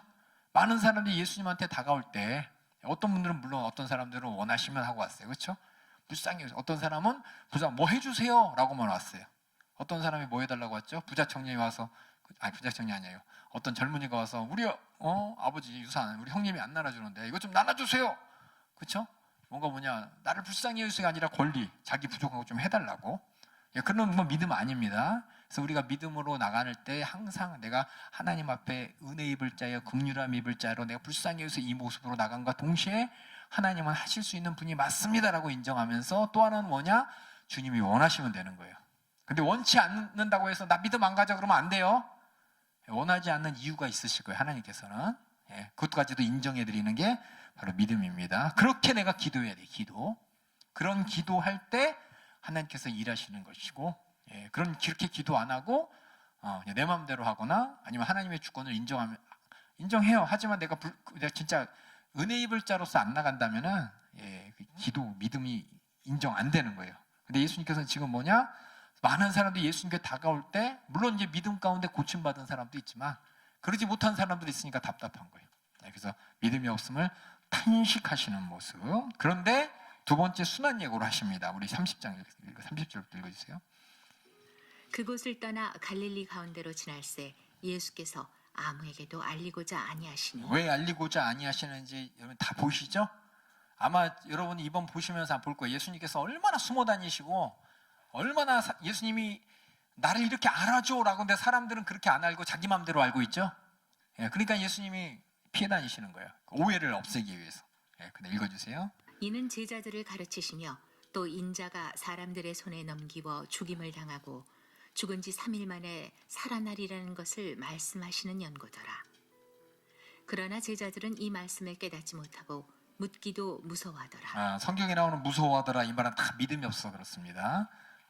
나를 구원하실 분으로, 나의 불쌍한 문제를 해결하실 분으로 인정한다면은 두려워할 필요가 없는데, 그런 거랑 상관없이 예수님을 바라보니까 그냥 무섭게만 한 거예요. 예수님이 십자가 달려 죽은 자꾸 이상한 얘기해. 그럼 어떻게 해? 그러면서 걱정과 근심한테 무섭게만 합니다. 이게 그렇죠? 믿음이 없어서. 근데 믿음이 있다면 두려울 필요가 없고 걱정할 필요가 없는 거죠. 그래서 귀신 들린 아이를 고치는 그 사건 가운데서 제자들이 아마 두렵고 걱정돼서 아마 예수님이 내려오셔서 야 믿음 없는 세대야 이렇게 말씀하신 거예요. 그러니까 걱정하지 않고 두려워하지 않는, 그렇게 되려면 뭐냐, 우린 십자가를 분명히 봐야 돼요. 십자가를 통해서 우리가 진짜 하나님께서 어떤 걸 하실 수 있는지를 보고 그 앞에 내가 어떻게 뭘 구해야 되는지 보게 되는 거예요. 예수님의 고난받고 죽은 부활 앞에서 믿음의 모습 있잖아요. 그렇죠? 주님이 원하시면 할 때 원해야 될 내용이 뭔지를 알아야 되는 것이고, 그 앞에 내가 불쌍히 여길 내용이 뭔지를 알아야 그게 진짜 하나님 인정하는 믿음이고, 그 가운데 예수님의 탄식이 없습니다. 예수님 이 땅에서 그 믿음 주려고 오셨어요. 문둥병자가 낳은 믿음 있잖아요. 그렇죠? 그 믿음은 그 예전에 보면 저 뒤에 보면은 선지자를 통해서 그렇게 고침받았었습니다. 선지자를 통해서 고침받은 사람들 있잖아요. 그렇죠? 죽은 자들이 살아난 경우도 있고, 이방인들도 병 고친 사람도 있고, 그렇죠? 근데 예수님이 진짜 주려고 하는 그 믿음은 십자가를 통해서 우리가 가질 수 있어요. 하나님이 뭘 해주시려고 하는지, 내가 뭘 원해야 되는지와 내가 뭘 불쌍히 여겨야 되는지, 그거는 십자가를 통해서만 알 수 있는 것이고, 그 믿음을 주기 위해 예수님이 이 땅에 오셨습니다. 그 다음에 또 읽어주세요. 33절. 가버나움에 이르러 집에 계실새 제자들에게 물으시되 너희가 노중에서 서로 토론한 것이 무엇이냐 하시되 저희가 잠잠하니 이는 노중에서 서로 누가 크냐 하고 쟁론하였습니다. 야, 예수님 이거 볼 때 얼마나 답답할까요? 예수님이 제자들은 아직도 그냥 야 누가 크냐 이 말은 뭐냐, 누가 우두머리냐 그거죠. 베드로는 내가 수제자인데 옆에서 야고보와 요한은 그래도 우리가 언제부터 쫓아다녔는데 요한은 내가 제일 사랑받는 제자인데 뭐 별의별 얘기가 다 있을 거예요. 마태는 내가 그래도 유다는 내가 돈깨를 맡았는데 별의별 얘기가 다 있을 거예요. 그렇죠? 나는 그래도 넘버 2는 될 걸, 넘버 3를 될 걸, 여기서 막 별의별 얘기 다 하고 있는데 예수님께서 제자들 불러서 답답하시겠죠. 지금 예수님이 지금 계속해서 나 고난 받고 죽고 부활하러 왔어. 이게 내가 해야 될 일이고 너도 그거 따라와야 돼. 하면서 그렇게 얘기했는데도 불구하고 제자들은 엉뚱한 얘기하고 있는 거예요. 뭘 내가 원해야 되는지를 모르고 어떤 자세로 예수님한테 나가야 되는지 모르는 거야. 뭘 원해야 되는지를 몰라 지금. 그렇죠? 읽어주세요. 예수께서 앉으사 12제자를 불러서 이르시되 아무든지 첫째가 되고자 하면 못사람의 끝이 되며 못사람을 섬기는 자가 되어야 하리라 하시고 어린아이 하나를 데려다가 그들 가운데 세우시고 안으시며 제자들에게 이르시되 누구든지 내 이름으로 이런 어린아이 하나를 영접하면 곧 나를 영접함이요 누구든지 나를 영접하면 나를 영접함이 아니요 나를 보내신 이를 영접함이니라. 여기 보면 내 이름으로 영접한다라고 했을 때 그 이름이 우리 하나님의 아들 예수 그리스도의 이름이죠. 예수 믿는다고 그냥 이렇게 친절 다하고 불쌍한 사람 도와주는 게 아니라 얘 이름으로, 이 말은 뭐냐면 예수님 이 땅에 오신 목적을 알고 영접하는 겁니다. 예수님 이 땅에 오신 목적을 분명히 알고 그 예수님의 이름으로 영접해야지 그냥 교회 다니니까 이렇게 영접하고, 그게 아니고 진짜 하나님께서 영접해야 될 이유를 깨닫게 하신 그 알고서 영접해야 됩니다. 아시겠죠? 근데 제자들은 뭐예요? 누구한테 이렇게 어떤 사람을 뭐예요? 예수님께서 주신 믿음을 가지고 그 사람을 상대해야 되는데 제자들은 그런 거 상관없이 뭐예요? 누가 크냐 이거. 그렇죠? 그들이 원하는 건 뭐예요? 누가 넘버 1 되냐 넘버 2 되냐. 예수님이 진짜 줄 거랑 상관없는 걸 원하고 있죠. 근데 내 이름으로는 한 얘기는 뭐냐면 진짜 예수의 이름으로 필요한 사람들, 예수 이름으로 구하는 자들을 영접하는 겁니다. 예수님의 이름으로 구해야 될 게 뭘까요? 뭐예요? 죄사매 죄사. 죄와 저주와 사망과 마귀가 온 세상 얽매인 그 자들에게 예수의 이름으로 그들의 문제를 해결해주고 그 이름을 구하는 자들에게 이렇게 영접할 때 바로 예수님을 영접하는 것이 진짜 뭐냐? 우리가 가져야 될 믿음의 모습이라는 거. 그럼 38절 읽어주세요. 요한이 예수께 여짜오되 선생님 우리를 따르지 않는 어떤 자가 주의 이름으로 귀신을 내어 쫓는 것을 우리가 보고 우리를 따르지 아니함으로 금하였나이다. 예수께서 가라사대 금하지 말라. 내 이름을 의탁하여 능한 일을 행하고 즉시로 나를 비방할 자가 없느니라. 우리를 반대하지 않는 자는 우리를 위하는 자니라. 누구든지 너희를 그리스도에게 속한 자라 하여 물 한 그릇을 주면 내가 진실로 너희에게 이르노니 저가 결단코 상을 잃지 않으리라. 또 누구든지 나를 믿는 이 소자 중 하나를 실족해 하면 차라리 연자맷돌을 그 목에 달리우고 바다에 던지움이 나으리라. 여기 보면 계속해서 주의 이름으로 내 이름을 의탁하여, 그렇죠? 나를 믿는 이렇게 나오잖아요, 그렇죠? 이 내용이 그냥 교회 다니는이 아닙니다. 예수님 이 땅에 오신 목적을 알고 내가 주는 그리스도의 사랑의 하나님을 진짜로 제대로 고백할 수 있는 그 복음을 제대로 알고 믿는 사람들, 그 사람들을 얘기하는 겁니다. 그 뒤에. 그러면 마지막에 나를 믿는 소자 중 하나를 실족케 하면, 다시 말해서 예수의 이름을 믿고 뭐예요? 죄 사함 받은 사람이죠. 우리 교회 식구들, 그렇죠? 진짜 예수 믿는 사람들, 우리 서로 신앙생활할 때 한 사람이라도 실족케 하면 안 된다는 거예요. 절대 안 된다는 겁니다. 그 로마서에 보면 실족시키지도 말고 실족하지도 말라고 돼 있어요.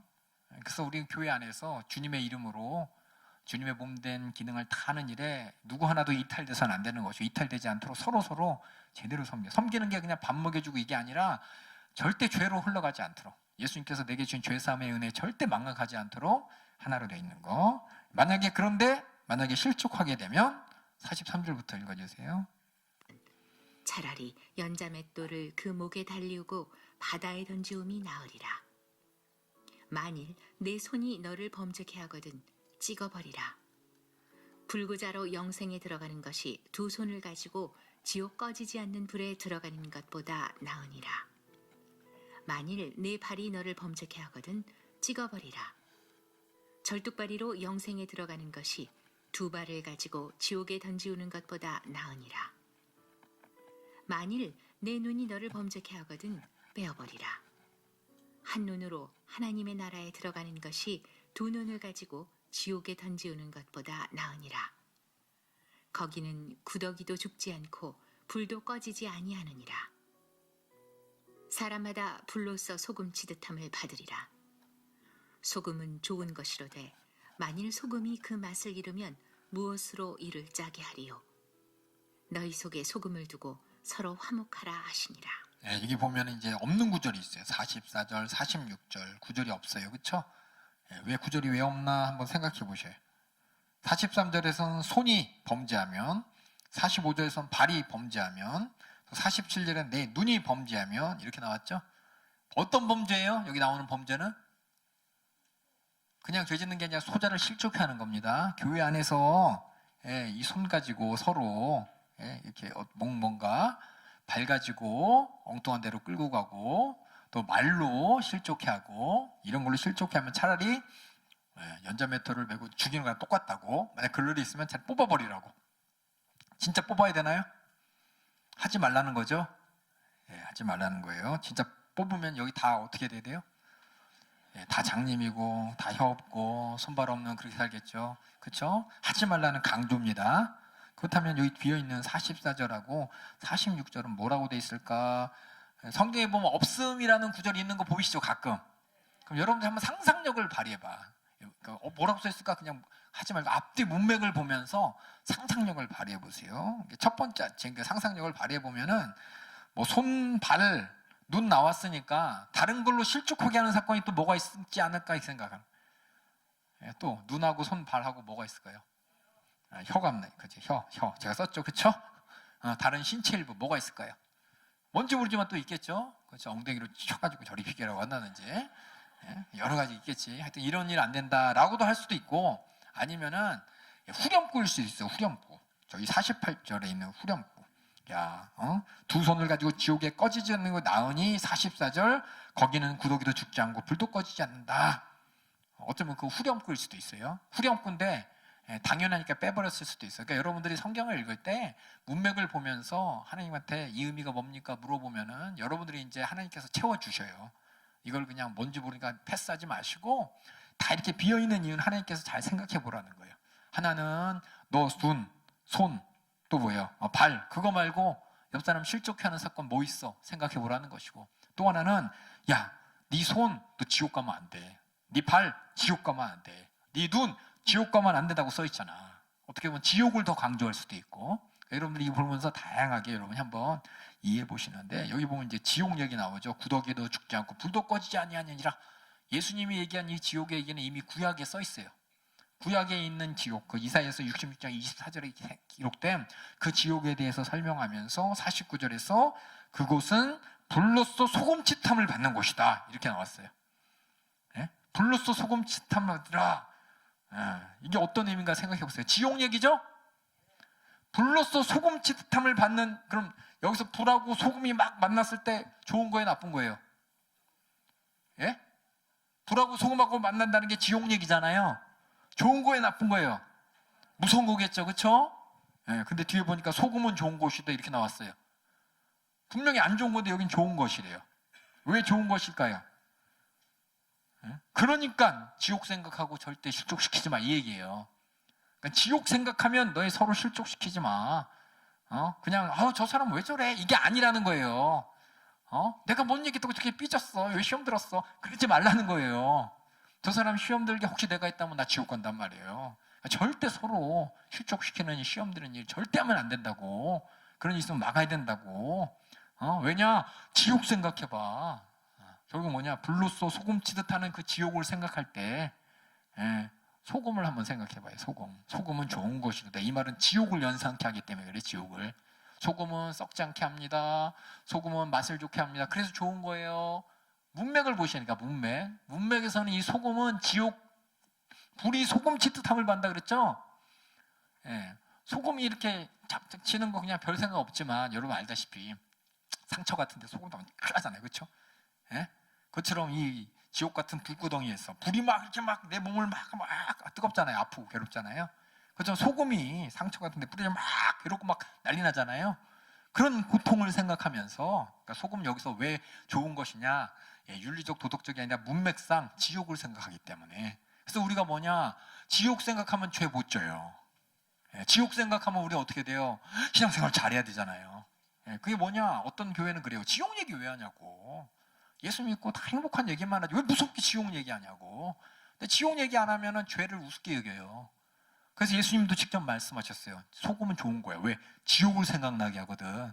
그러니까 네 손, 발, 눈 혹시 옆에 사람 실족시키나 잘 보고 절대 그러면 안 되라고 하기 때문에 그래서 소금이 좋은 겁니다.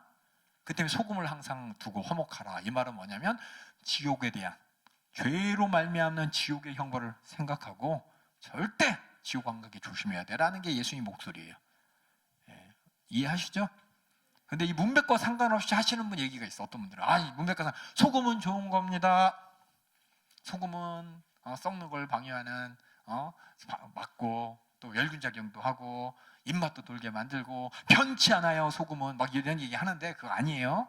여기 있는 내용은 지옥을 연상케 하는 내용 아시겠죠? 그러니까 여러분이 성경 말씀을 들을 때 문맥을 보고 이렇게 이해를 해야 되는데 문맥 없이 그냥 내가 갖고 있는 거 갖고 들이대는 거야. 예수님이 소금 좋다 그랬잖아. 화목하라 그랬잖아. 그래 소금처럼 우리 맛있는 거 나눠 먹으면서 이거 아닙니다. 그래서 이 뒤에 보면 이제 믿는 자끼리 예수 믿는 사람들은 서로 실족해 하면 절대 안 된다고 예수님이 강조하셨어요. 믿는 자, 어떤 믿는 자냐면 예수님이 누구시고 뭐 하시는지 알고 죄사함 받아서 주님의 몸된 기능을 다하는 교회 식구들 절대 서로 실족해 하면 안 됩니다. 우리 실족 참 잘하죠. 그런데 그렇죠? 참 실족 잘해요. 그렇죠? 왜 그래? 그러면서 그렇죠? 왜 혼자 시험 들고 난리야부터 시작해서 조심해야 돼. 말 한마디도 조심하셔야 됩니다.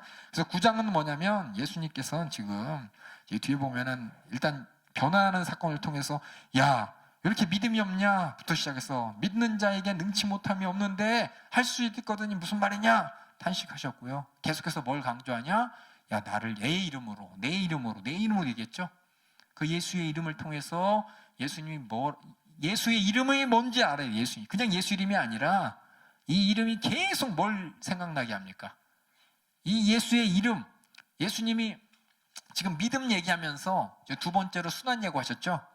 그러니까 우리의 믿음은 예수의 이름을 믿는 이 믿음은 뭐가 가운데 있어요? 제일 중요한 게 뭐냐? 예수님의 고난과 죽음과 부활이 가운데 있는 거예요. 이거 빼면은 믿음을 얘기할 수가 없는 겁니다. 예수님이 그래서 탄식하는 거예요. 제대로 알지 못하고 믿지 못하는 거에서 탄식한 거에 더 나가서 이제 믿지 못함을 탄식하는. 그래서 9장의 내용에서 똑같아요. 지금 예수님이 여러 가지 탄식하는 내용이 많이 나오고 걱정하는 내용이 많이 나와요. 이게 뭐냐? 첫 번째는 9장에서 보지 못하고 깨닫지 못하고 믿지 못한다. 맞아요. 예수 믿는다고 하면서 뭘 바라보고 예수 믿는다고 그러면서 내가 뭘 알고 있고 예수 믿는다고 내 믿음의 중심에 뭐가 있는지 모르면 안 돼. 그 중심에는 항상 뭐가 있냐? 항상이 아니라 그게 있으면 안 돼. 예수님의 고난과 죽음과 부활이 있어야만 된다는 그것이 이제 나중에 얘기합니다. 그래서 이제 9장은 탄식. 9장 탄식은 믿음 없음. 그렇죠? 하지만 믿음을 우리가 확실하게 갖게 될 어떤 믿음을 갖게 되느냐? 하나님이 주시고자 하는 진짜 믿음, 순환을 통해서 우리가 보게 될 것입니다. 순환을 통해서 우리가 어떻게 하나님한테 뭘 해야 되려 그러는지 나는 어떻게 하나님한테 뭘 구해야 되는지, 또 나는 하나님 앞에 뭘 불쌍히 여겨야 되는지 우리는 확실하게 9장을 통해서 저희 십자가의 고난과 죽음과 부활을 통해 확인하게 될 것입니다. 8장 9장이 예수님의 생애 가운데 답답해한 심정을 여러분이 보셔야 되는 것이고, 답답하면서 계속해서 예수님은 설명해 주시는데 못 알아먹어요.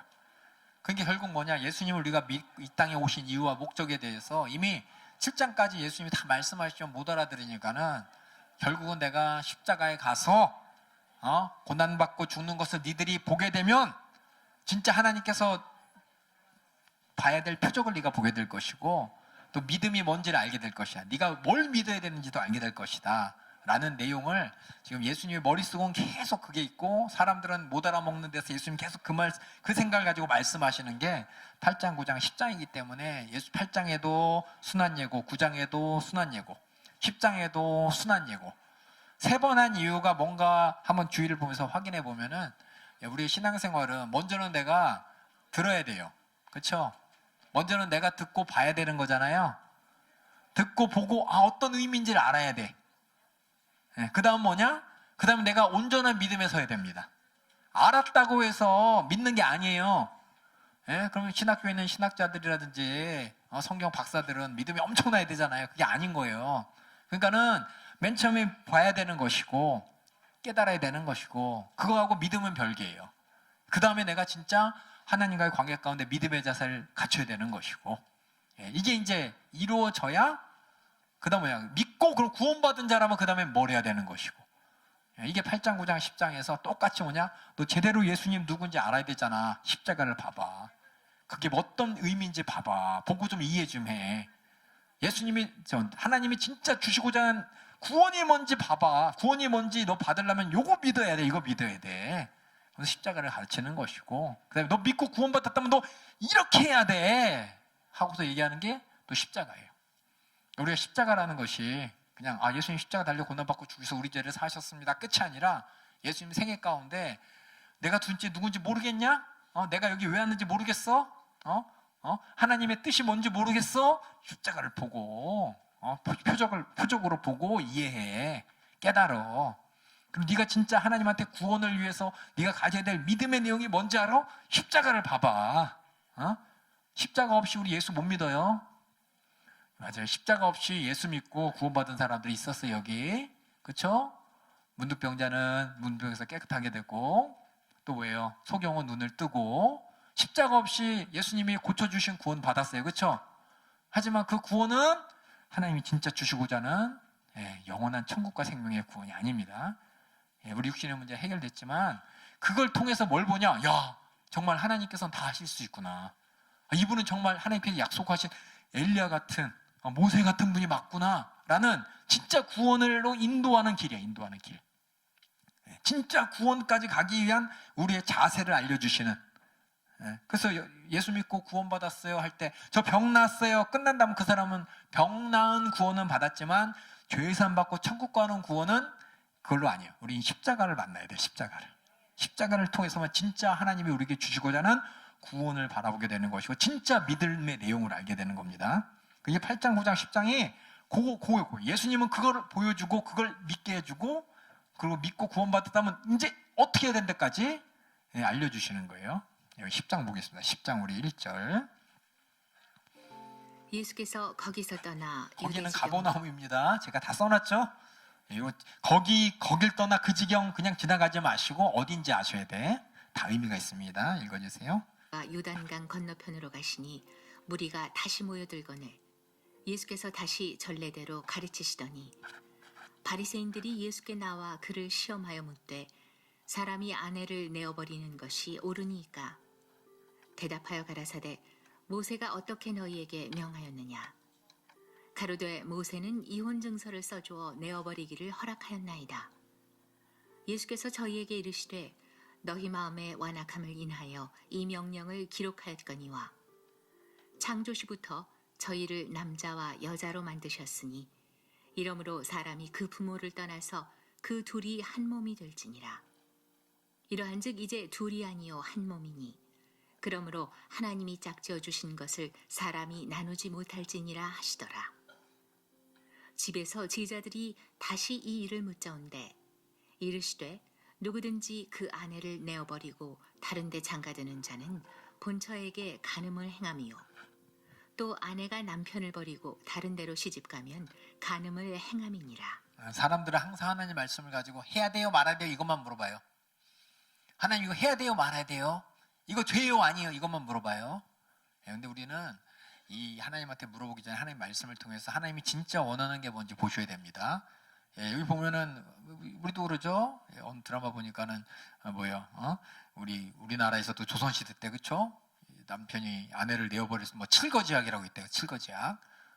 그런 것처럼 성경에서도 남자가 아내를 내어버려도 된다는 말이 있대요. 신명기에 보니까 24절 1절에 써놨죠. 제가 사람이 아내를 취하여 데려온 후에 수치되는 일이 그에게 있음을 발견하고 그를 기뻐하지 아니하거든 이혼 증서를 써서 그 손에 주고 그를 자기 집에서 내어보내라.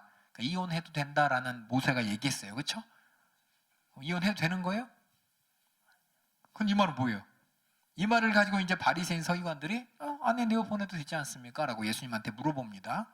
그랬더니 예수님이 물어보죠. 모세가 뭐라고 명했느냐 물어보면서 모세는 이혼 증서 써줘도 된다고 돼 있어요. 그랬더니 예수님께서 네 마음이 완악해서 이렇게 쓴 거야 라고 했죠. 그 말은 뭐냐면 이혼해도 돼요 말아야 돼요? 원래는 안 되는데 왜 하라 그랬냐면은 여기 보면 써있죠. 아내를 데려왔어요. 근데 아내가 나중에 봤더니 신랑이 좋지 이 사람 뭐지? 하지만 정결한 줄 알았는데 이 사람 순결한 줄 알고 데려왔는데 봤더니 이 여자가 문제가 많은 여자예요. 정말 남자가 같이 있기 너무 불편하고 힘든 거야. 그래서 남자가 어떡하냐? 그 여자를 방치합니다. 그럼 지금이야 그럼 방치하면 여자 가서 일이라도 하고 뭐도 하고 먹고 살지만 그 당시에는 여자는 경제력이 없어요. 여자는 태어나서 아버지가 먹여줘야지 먹고 살고 결혼해서 남편이 서포트해서 경제적으로 책임져야 먹고 사는 것이지 만약에 남편이 책임 안 지면 그냥 굶어야 돼. 굶어서 쫄쫄 죽어야 돼. 여러분들이 드라크마 비유 아시죠? 그 드라크마가 뭐냐면은 남편이 만약에 무슨 일을 당해서 죽으면 여자가 그걸 가지고서 어떻게든 생계를 이어가라고 뭐냐면 남자가 여자한테 결혼할 때 주는 어떤 예물 같은 거. 그게 드라마칸인 것처럼 이렇게 이 예수님 당시 그 유대 지방의 그 율법에 의하면 여자는 경제력이 없고 지금 뭐 일도 하고 다 하지만 가정에만 충실하면 된단 말이에요. 그때는 경제력이 없고 아버지가 남자가 책임져야 되는데 결혼한 이 남자가 이 여자가 마음에 안 든다고. 실제로는 그거죠. 참 아내 감으로 되려는데 아내 노력을 안 하고 더 나가서 결혼하기 전에 나쁜 일이 있었던 거야. 그 순결을 잃고 정절을 잃고 하여튼 그거 보면서 막 속았다 그래서 분해하면서 남자가 여자를 그냥 방치하는 거예요. 때로는 남자가 여자가 마음에 안 드니까 핑계를 대가면서 방치해버렸어. 그럼 이 여자는 어떻게 돼요? 굶어 죽으라는 거예요. 그러려니 차라리 이혼 증서 써줘. 아버지한테 보내라는 거야. 굶어 죽으니까. 이게 뭐냐면 사람들이 원래는 뭐냐? 이 여자가 결혼하기 전에 그렇죠? 남편에게 나쁜 일을 했기 때문에 여자로서의 정절을 지키지 못했기 때문에 남자가 속상해서 이 여자를 방치했기 때문에 차라리 남자를 위해서도 여자를 위해서도 그냥 보내버려라 이혼 증서 써서 남자도 편하고 여자도 먹고 살아야 되지 않냐? 근데 이것을 남자들이 이제 악용하는 거지. 악용해서 그냥 마음에 안 들면 누명 뒤집어 씌우고 나한테 잘 못한다고 소문내버리고 그러면서 그냥 방치해버리니까는 그러려면 차라리 이혼 증서 써서 보내버려라고 지금 누가 그러냐? 모세가 써준 거예요. 누굴 위해 써줬냐? 여자를 위해 써준 거예요. 여자를. 남자가 완악해가지고 여자를 위해 써준 거예요. 그러니까 얘기하는 거죠. 너희 마음이 완악해서 이 명령을 모세가 기록한 건데 원래는 안 된다는 거예요. 안 된다는 거예요. 그래서 우린 뭐냐? 어떤 해야 돼요 말아야 돼요를 볼 때 하냐 마냐가 중요한 게 아니라 왜 하라 그랬는지 왜 말라고 했는지 그 아내가 중요한 거야. 그 아내의 속마음이. 그래서 예수님께서 말씀하신 거예요. 그래서 근데 원래는 뭐냐? 뒤에 제자들이 그럼 어떻게 된 거예요? 물어보니까 아내를 내어버리면 안 돼. 남편도 내어버리면 안 돼. 근데 너무나 더 나쁜 일이니까 이거 막기 위해서 어쩔 수 없이 차악을 선택한 거죠. 세상 얘기로. 그래서 우리는 하나님 말씀을 읽고 하나님 말씀을 지킨다고 할 때 글자를 보는 게 아닙니다. 글자를 보는 게 아니라 왜 그 글자를 썼는지 마음을 보셔야 돼. 마음을. 그래서 그런 일이 나타나지 않도록 하는 게 제일 좋은 거고, 어쩔 수 없으면 이렇게 된 거기 때문에 어쩔 수 없는 그걸 합리화시키면 안 되는 겁니다. 모든 상황과 하나님 말씀도 그렇고, 그렇죠? 예, 특히 우리 자녀들이 부모님 말씀 들을 때, 그렇죠? 예, 맨날 그래. 어머니가 야 공부해. 그럼 엄마는 나 맨날 공부만 하라 그런다고. 어? 얼마나 안 하면 공부만 하라고 했어요. 어머니 마음을 알아야 되는데 우리 엄마는 매일 공부만 하라 그래. 숨 쉴 틈도 안 줘. 그럼 자기 자신을 가만히 돌아봐봐. 공부를 얼마나 안 하면은 볼 때마다 공부 안 하는 모습이 보이니까 왜 공부 안 해? 왜 공부 안 해? 이러다 보니까 공부하는 소리만 들리는 거지.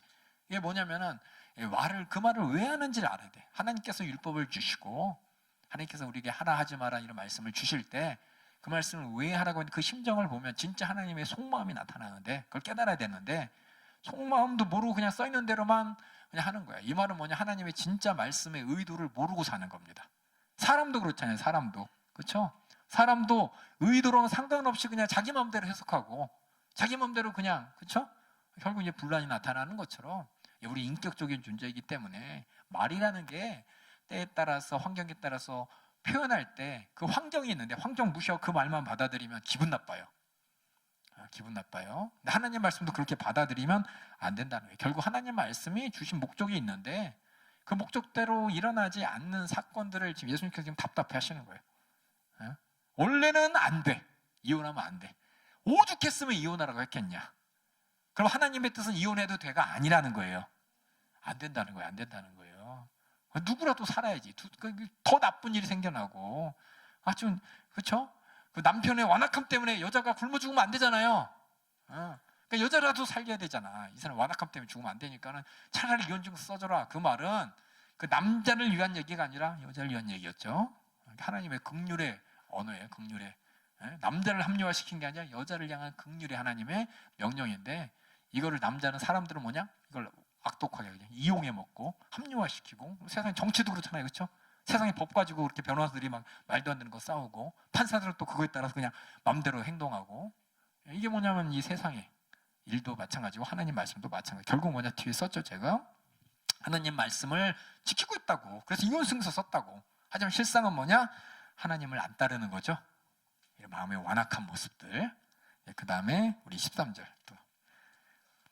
사람들이 예수의 만져주심을 바라고 어린아이들을 데리고 오매 제자들이 꾸짖거늘 예수께서 보시고 분이 여겨 이르시되 어린아이들의 내게 오는 것을 용납하고 금하지 말라. 어떻게 보면 이게 이제 하나님의 예수님의 나라가 탄식이죠. 야이씨. 아까 전에 저 5절에서 너희 마음이 완악하니까 이 명령을 그랬겠지. 예수님의 이 감정이 느껴져야 돼요. 그럼 어린아이들이 내게 오는 걸 용납하고 금하지 마. 예수님의 이 감정이 느껴져야 돼요. 그 다음에 읽어주세요. 어린아이들의 내게 오는 것을 용납하고 금하지 말라. 하나님의 나라가 이런 자의 것이니라. 내가 진실로 너희에게 이르노니 누구든지 하나님의 나라를 어린아이와 같이 받들지 않는 자는 결단코 들어가지 못하리라 하시고 그 어린아이들을 안고 저희 위에 안수하시고 축복하시니라. 어린아이들이 예수님께 오는 목적이 어떤 목적을 갖고 어떤 뭐 이용해 먹으려고 오진 않잖아요. 알다시피 예수님 찾아온 수많은 사람들은 예수님한테 뭔가 이렇게 문제 해결받으려고 자기 유익을 위해서 오는데 여기 어린아이들이 예수님한테 어떤 의도를 갖고 어떤 목적을 이렇게 온 게 아니라 예수님 자신을 그냥 예수님으로서 인정해드리고 또 예수님을 환영하고 예수님을 좋아해서 오는 거잖아요. 여기서 이제 어린아이 같아야 된다라는 말이 이렇게 이 어린아이들이 이런 자야 하나님 나라의 것이니라. 아까 전에 그 하나님 말씀을 지킨다고 열심히 했던 이혼 증서 써줘도 되는 거예요. 라면서 하나님 말씀 따랐던 그런 완악함이 아니라 순전하게 예수님을 쫓아왔던 그들처럼 하나님 말씀을 또 어린아이들처럼 그렇죠? 어떤 조건이나 환경을 자기가 이용해 먹기 위해서 예수님을 쫓아온 것이 아니라 그냥 하나님 말씀 그대로 그 심정을 알고 따라가고 우리 어린아이들은 그래요. 제가 여러 번 설명했지만 우리 어린아이들이 항상 어머니 아버지에 대할 때 여러분들은 알 거예요 다. 문제는 어른이 만듭니다. 저는 그렇게 감히 얘기합니다. 텔레비 보지 마! 그러잖아요. 텔레비 갖다 놓고 텔레비 보지 말라 그러면 애들이 안 봐요? 텔레비를 없애버리세요. 그럼 그럴 얘기 할 필요도 없어. 나 보려고 텔레비 놨잖아요. 내가 드라마 보고 내가 오락 보려고 옛날에. 그리고 애들이 자꾸 그 텔레비 보면서 막 공부 안 하니까 텔레비 보지 마! 자기는 보면서. 사실상 어른들이 전 그렇게 생각해요. 어른들이 아예 그 문제를 안 만들어 버리면 되는데 만들어주고 하지마! 그러면서 속상하고 서로 일으키는 게 뭐냐? 예, 이게 이제 어른들의 입장인데 아이들은 어떠냐? 아이들은 문제 안 만들어요. 하라는 대로 해요. 특히나 이제 어린아이들은 우리 어머니 아버지 절대적으로 신뢰를 해요. 아기 때 커서 이제 그러니 부닥치면서 이제 안 믿는 거지. 테레비 자기가 사놓고 나 보지 말라 그러면 뭐야? 그러면서 이제 불만이 생기는 거예요. 똑같아요. 스마트폰도 그렇고. 예, 공부해. 근데 공부할 환경이나 이런 것들을 잘 만들어 놓고 어머니 아버지가 먼저 이렇게 공부하는 모습을 보여주면서 공부하면 안 된다는 걸 이제 보여줘야 되는데 말로만 하죠. 말로만.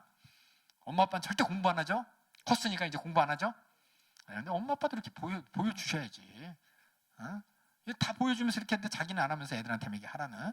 이게 이제 보통 이제 사람들의 모습이지만 우리 어린아이들은 그대로 해요. 그대로 뭐냐면 자기가 마음을 다해서 사랑합니다. 어른하고 틀려요.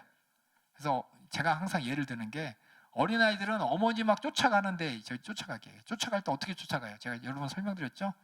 엄마한테 불만 불평 안 합니다. 예, 엄마 쫓아갈 때 엄마 잊어버릴까 봐 열심히 쫓아가요. 예?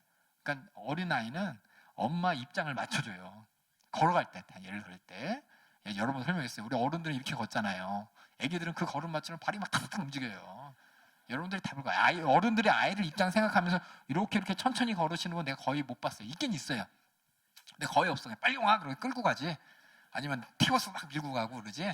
예, 아이들 천천히 기다려주는 사람 없어요. 그게 참 뭐냐면 어린아이들이 예수님을 쫓아올 때 예수님한테 맞춰서 그냥 예수님만 보고 쫓아오지 어떤 자기의 뭐 요구나 이렇게 안 하고 어린아이들 어머니 아버지 쫓아갈 때 아기 때 크면 이제 머리가 커져서 이제 자기 딴 데 보고 하지만 엄마 아빠가 절대적으로 생각할 때는 그 손 안 놓치라고 막 난리 나죠. 손만 놓치면 막 울고 막 큰일 나죠. 이것처럼 우리가 하나님 나라를 쫓아갈 때는 내 생각 버리고 하나님 나라의 소중한 가치를 알고 이렇게 따라가는 것처럼 예수님도 그렇게 따라가야 되는 거, 하나님 말씀도 그렇게 따라가야 되는 게 뭐냐? 진짜 하나님과의 믿음의 관계라는 겁니다. 그래서 우리가 진짜 따라갈 때가 어딘가 이렇게 생각해 보세요. 따라갈 때 하나님 말씀을 따라간다, 신앙생활한다 할 때 진짜 하나님 말씀의 그 중심을 따라가냐, 아니면 중심을 따라가면서 방해되는 거 다 봐가면서 이것 때문에 못해 저것 때문에 못해 이렇게 하느냐. 어른들은 그러죠. 근데 아이들은 안 그래요. 애기들은 진짜 애기들은 좀 이제 나이 먹어서 달고 다른 애기들은 이용해 먹지만은 안 그렇습니다.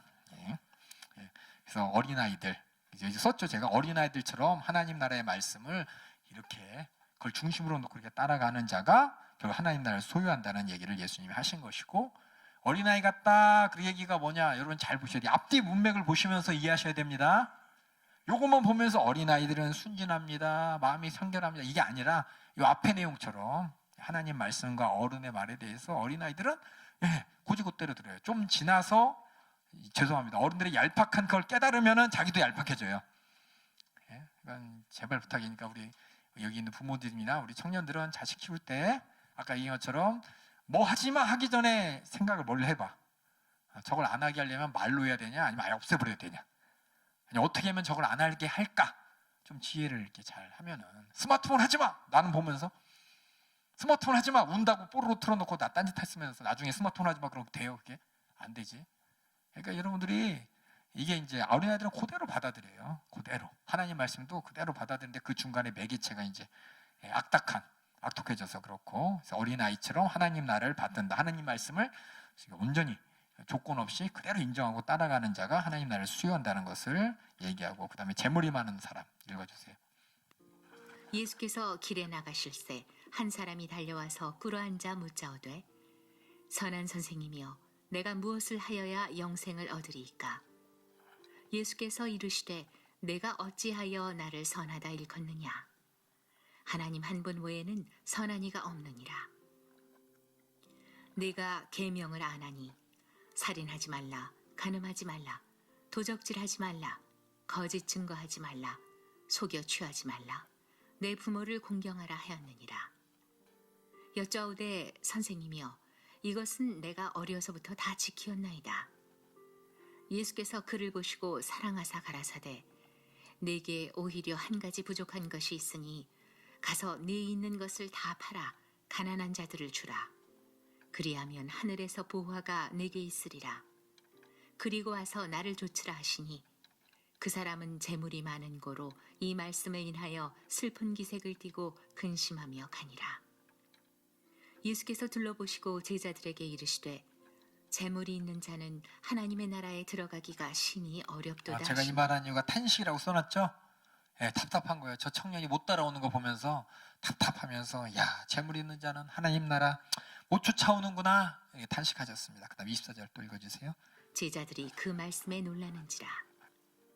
예수께서 다시 대답하여 가라사대 얘들아 하나님의 나라에 들어가기가 어떻게 어려운지 약대가 바늘귀로 나가는 것이 부자가 하나님의 나라에 들어가는 것보다 쉬우니라 하신대. 이거 잘 보셔야 돼. 우리 한국말은 그렇죠?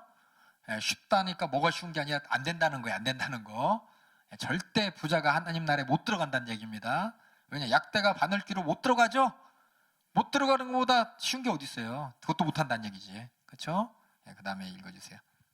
제자들이 심히 놀라 서로 말하되 그런즉 누가 구원을 얻을 수 있는가 하니 예수께서 저희를 보시며 가라사대 사람으로는 할 수 없으되 하나님으로는 그렇지 아니하니 하나님으로서는 다 하실 수 있느니라. 뭘 할 수 있는 거예요? 저 부자 청년이 하지 못한 거, 재물 많은 사람이 하지 못한 걸 하실 수 있다는 겁니다. 하나님으로는. 결국은 인간 우리는 못 쫓아가, 그렇죠? 하지만 하나님께서는 쫓아갈 수 있게 하십니다. 그다음 읽어주세요. 베드로가 여짜와 가로되 보소서 우리가 모든 것을 버리고 주를 쫓았나이다. 이렇게 자랑 한번 했습니다. 예수- 베드로가. 그렇죠? 우리는 쫓아왔는데요. 그렇죠? 배도 버리고 아버지도 버리고 짝꿍도 버리고 그물도 버리고 쫓아왔습니다. 얘기하죠. 께서 가라사대 내가 진실로 너희에게 이르노니 나와 및 복음을 위하여 집이나 형제나 자매나 어미나 아비나 자식이나 전토를 벌인 자는 금세에 있어 집과 형제와 자매와 모친과 자식과 전토를 100배나 받되 핍박을 겸하여 받고 내세의 영생을 받지 못할 자가 없느니라. 예수님께서 지금 뭐 나 쫓아왔습니다 그랬더니 나 쫓아오는 것으로 다 쫓아온 게 아니라는 거죠. 나 쫓아오려면은 밑에 썼죠. 기본적으로 하나님 말씀 지키는 것이고 그 다음에 재물도 초월해야 되는 것이고 핍박까지도 겸하면서 나를 쫓아오는 게 진짜 쫓아오는 거라고 이렇게 말을 했습니다. 읽어주세요. 마지막 절. 그러나 먼저 된 자로서 나중되고 나중된 자로서 먼저 될 자가 많으니라. 이렇게 주님을 쫓아가는 데서는 먼저 쫓아갔다고 앞에 있는 게 아니라 결국은 믿음에 따라서, 그렇죠? 믿음의 분량이라는 것을 얘기했습니다. 그래서 제가 밑에 썼죠. 맨 밑에 줄에 하나님 나라와 영생은 결국은 우리가 주님을 쫓아가야 됩니다. 그렇죠? 쫓아가기 위해서는 기본적으로는 말씀을 지켜야 되는 것. 말씀을 지킨다는 게 말씀하신 하나님의 심정을 알아야 되는 것이고, 두 번째로는 내가 갖고 있는 물질도 초월해야 되는 것이고, 더 나가서 한 발 더 나가서 핍박까지, 그렇죠? 견뎌내면서 가야 진짜 예수님을 쫓아가는데, 이게 뭐냐면 이제 우리가 믿고 나서 아까 있죠? 우리가 십자가를 바라보고 하나님이 내게 주시는 구원이 뭔지를 알았어요. 십자가를 바라보고 내가 어떤 믿음으로 어떤 구원을 받아야 되는지 알았어요. 구원을 받았다면 이제 뭐냐? 하나님 나라를 향해 쫓아가야 되는데, 그래서 쫓아가려면 첫 번째로 하나님 말씀을, 그 다음에 모든 물질을 초월해야 되는 것이고, 더 나아가 핍박까지도 겸하고 쫓아갈 수 있는 게 진짜 우리가 신앙생활하는 겁니다. 그래서 여러분이 믿음하고 신앙생활하고 이걸 저번 첫 시간에 얘기했죠. 믿음이라는 개념을 여러분이 잘 이해하셔야 된다고. 구원받는 믿음이 있고 믿음 생활할 때의 믿음이 있어요. 구원받는 믿음은 조건이 되지만 신앙생활하는 믿음은 구원의 결과가 되는 겁니다. 똑같은 믿음이라는 단어를 썼지만 이 스펙트럼이 틀립니다. 근데 여기 있는 뭐냐? 구원받은 자들이 예수님을 쫓아가는 이 신앙생활하는 믿음에 대해서 얘기하는 겁니다. 그 다음에 또 우리 세 번째 순환 예고를 바로 이어하시죠. 읽어주세요. 예루살렘으로 올라가는 길에 예수께서 제자들 앞에 서서 가시는데 저희가 놀라고 쫓는 자들은 두려워하더라. 이에 다시 12 제자를 데리시고 자기의 당할 일을 일러 가라사대 보라 우리가 예루살렘에 올라가노니 인자가 대제사장들과 서기관들에게 넘기움에 저희가 죽이기로 결안하고 이방인들에게 넘겨주겠고 그들은 능욕하며 침뱉으며 채찍질하고 죽일 것이니 저는 3일 만에 살아나리라 하시니라. 또 세 번째 순환 예고하셨죠? 그러니까 잘 보세요. 탄식을 잘 보시면 맨 처음에 제대로 못 보냐? 왜 이렇게 몰라? 탄식 예고, 순환 예고 왔어요. 왜 이렇게 믿음이 없냐? 믿는 자에게 능치 못함이 없느니라 하면서 순한 예고하시고, 그 다음에는 왜 이렇게 못 쫓아와? 이렇게까지 쫓아와야 돼? 라면서 순한 예고하셨어요. 그럼 잘 보세요. 우리가 하나님 앞에 구원받는 내용을 가만히 바라볼 때 진짜 구원을 뭔지를 알려주시는 게 십자가인 것이고, 진짜 구원받기 위해서 내가 믿음을 가져야 될 것도 십자가인 것이고, 또 믿은 다음에 끝까지 따라갈 것도 십자가라는 겁니다. 그래서 우리가 십자가가 전부 다 우리 말로는 예수 십자가가 다야, 십자가 믿음 하는데, 그 십자가의 정체에 대해서 지금 8장, 9장, 10장이 좀 자세하게 얘기했어요. 예, 우리가 하나님께서 주신 진짜 예수를 통해서 바라봐야 될 게 무엇이냐. 예수 믿습니다 할 때 뭘 바라봐야 되고, 그렇죠? 구원받았습니다 할 때 내가 뭘 바라보고 구원받았고, 그 다음에 내가 구원받고 이제 신앙생활할 때 뭘 바라봐야 되느냐. 이게 예수님의 탄식 가운데 다 나오는 거예요. 그러니까 여러분이 한 8장, 9장, 10장을 제가 설명을 잘 못해서 이렇게밖에 못해요. 여러분들이 한번 잘 예수님의 탄식과 예수님께서 그때그때마다 순한 예고하시는 8장, 9장, 10장을 보면서, 그럼 예수님의 속마음, 결국 예수님이 이 땅에 오셔서 뭐하러 오셨냐? 십자가에 죽으러 오셨습니다.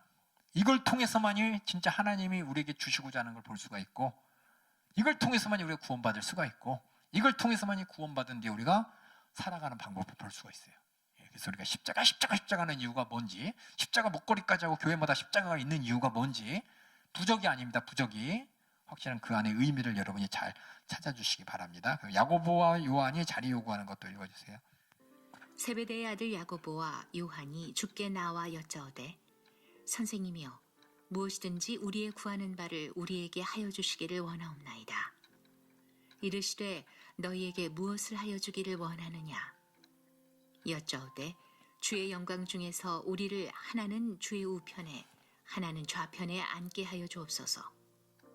예수께서 가라사대, 너희 구하는 것을 너희가 알지 못하는도다. 너희가 나의 마시는 잔을 마시며 나의 받는 세례를 받을 수 있느냐?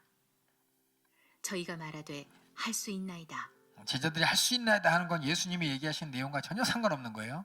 문자 그대로 예수님하고 같이 짠하고 예수님 침례 한 번 더 받고 예수님하고 그럼 되죠 라고 생각했는데, 예수님은 그 말이 아니죠.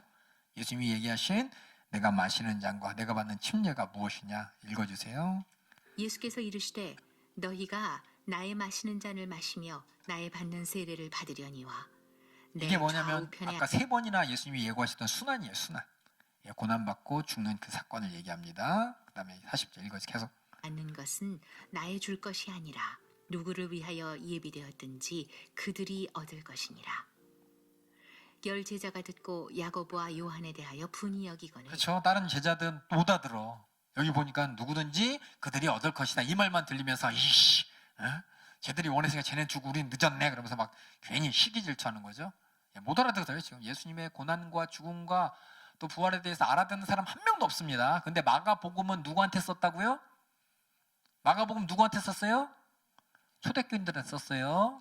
예수 믿고 구원받은 자들한테 다시금 우리가 어떤 것을 보고서 어떤 표적을 받는지, 어떤 구원을 얻었는지, 구원받은 자로 살아면서 우리가 어떤 핍박과 고난을 견디고 있는지, 그 얘기를 다 상황 가운데 하는 거예요. 그러니까 다시 말씀드리면 마가복음을 예수님이 누군지 모르는 사람한테 얘기 좀 모르지만은 신앙생활하고 있는 사람들한테는 진짜 성경 말씀대로 신앙생활, 특히 우리 연세중학교 담임 목사님 계속 맨 처음에 뭐예요? 십자가의 사랑, 그렇죠? 구원받은 은혜, 그렇죠? 재림의 믿음 하면서 우리가 계속해서 우리가 바라봐야 될 십자가의 사랑의 은혜에 대해서, 또 우리가 죄에서 구원받았다는 그 믿음의 실체에 대해서, 그다음에 우리가 어떤 상황에도 끝까지 힘으로 믿음을 준비되면서 고난도 환난도 이겨야 된다는 거 다 듣고 있죠? 우리는 알아먹을 수가 있어요. 이거 이미 들었기 때문에. 근데 많은 사람들이 이거 제대로 못 듣고 있는 사람들이 많아요. 그래서 예수 믿는다면은 이렇게 십자가의 고난과 죽음과 부활이, 그걸 통해서 내가 뭘 바라보고, 그걸 통해서 내가 뭘 믿고 구원받았고, 그러고 나서 어떻게 신앙생활해야 되는지가 그 안에 다 있기 때문에 그냥 십자가 사랑, 간단하게 그냥 십자가 예수, 글자는 그렇게 돼 있지만 여러분 그 안에 있는 내용을 다 마가복음을 통해 확인해야 되는 겁니다. 다음에 또 읽어주세요. 예수께서 불러다가 이르시되, 누구한테 불렀냐? 시기 질투하는, 그렇죠? 시기 질투하는 제자들. 야고보, 요한이 이 자식들 선수 쳐가지고 하나는 좌편에 하나는 우편에 앉겠다고 약속을 받았네. 그런 시기 질투하는 제자들에게 예수님께서 불러다가 다시 말씀하십니다. 왕인의 소위 집권자들이 저희를 임의로 주관하고 그 대인들이 저희에게 권세를 부리는 줄을 너희가 알거니와 너희 중에는 그렇지 아니하니 너희 중에 누구든지 크고자 하는 자는 너희를 섬기는 자가 되고 너희 중에 누구든지 으뜸이 되고자 하는 자는 모든 사람의 종이 되어야 하리라. 이 말이 뭐냐? 윤리적이고 도덕적으로 겸손해라 이 얘기 아닙니다. 어떻게 종이 돼야 하냐? 나처럼. 뒤에 나처럼 45절 읽어주세요. 인자에 온 것은 섬김을 받으려 함이 아니라 도리어 섬기려 하고 자기 목숨을 많은 사람의 대속물로 주려 함이니라. 이게 예수님이 이 땅에 오신 목적을 마지막에 정확하게 얘기하셨습니다. 인자가 온 것은 섬김을 받으려면 많은 사람을 섬기고, 이거만 보면서 예수님처럼 우리 섬기고 사랑하고 이렇게 하자가 아니라 지금 뭐의 문제냐? 죄에 대한 문제예요. 죄에 대한 문제. 죄에 대한 문제로서 죄의 문제를 해결해 주기 위해 섬기는 겁니다. 우리가 섬기는 거, 저 사람 기분 좋게 섬기는 거 아니에요. 저 사람의 죄의 문제를 해결해 주기 위해서 때로는 그 사람한테 강하게 죄에 대해서 언급하고 회개된다고 재촉하고, 때로는 마음도 달래주고 이렇게 섬기는 거지. 그냥 밥 맛이 못 드셨어요, 기분 나쁘게 앉아서 막 이렇게 하는 게 아니라 그 사람이 죄를 깨닫고 회개하고 천국 가도록 최선을 다해서 주님의 심정으로 섬기는 게 진짜 섬기는 겁니다. 그렇게 섬기는 게, 예수님이 그렇게 이 땅에 오셔서 자기를 대속물로 내놨기 때문에 무엇을 위한? 죄사함을 위한. 그래서 지금 또 죄사함에 대해 있잖아요. 그렇죠? 결국 예수님이 이 땅에 오신 목적 딱 뭐 때문이냐? 한 글자는 죄, 세 글자는 죄사함. 이것 빼놓고 우리가 믿음을 얘기할 수 없고 신앙생활을 얘기할 수 없고 또 내가 정말 예수 믿습니다라고 얘기 못합니다. 나 예수 믿어. 근데 이 얘기 없으면 가짜예요. 나 믿음 가짜예요. 신앙생활도 가짜입니다. 그 다음에 그래서 이제 10장은 뭐냐? 여기 보면 이제 계속 의미를 쫓아가는 거라고 했어요. 맨 처음에 보면은 하나님 말씀을, 제가 여기 밑에 한번 위에 올려봐요. 위에 요약 볼게요. 요약. 복습. 10장 복습. 아니 10장 복습. 10장 복습 볼게요. 여기 보면은 하나님 말씀을 따른다거나 못 따르는 그들의 마음의 완악함에 대해서 제가 한 거예요. 그냥 어린아이는 어린아이처럼 하나님 말씀을 받드는 자, 따라가는 자가 하나님을 소유하고, 재물이 많은 사람은 뭐예요? 쫓아갈 수 없어요. 그렇죠? 재물 때문에 쫓아가지 못했죠. 예수님을 쫓아가지 못하는 모습. 세 번째 순환 예고고, 쫓는 자들은 두려워하다 이런 말이 있어요.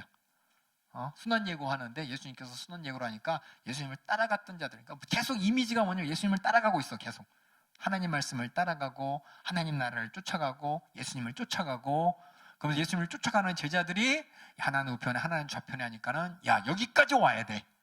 그렇죠? 어디까지 쫓아와야 되느냐? 나의 마시는 잔을 마시고 나의 받는 침례를 받을 때까지 가야 돼. 그게 뭐냐? 내가 이 땅에 온 목적이 바로 대속물로 주는 죄 사하는 문제. 여기까지 쫓아와야 된다라고 하면서, 그 밑에 또 있나요? 없지. 위에. 그래서 뭐냐? 있네 밑에.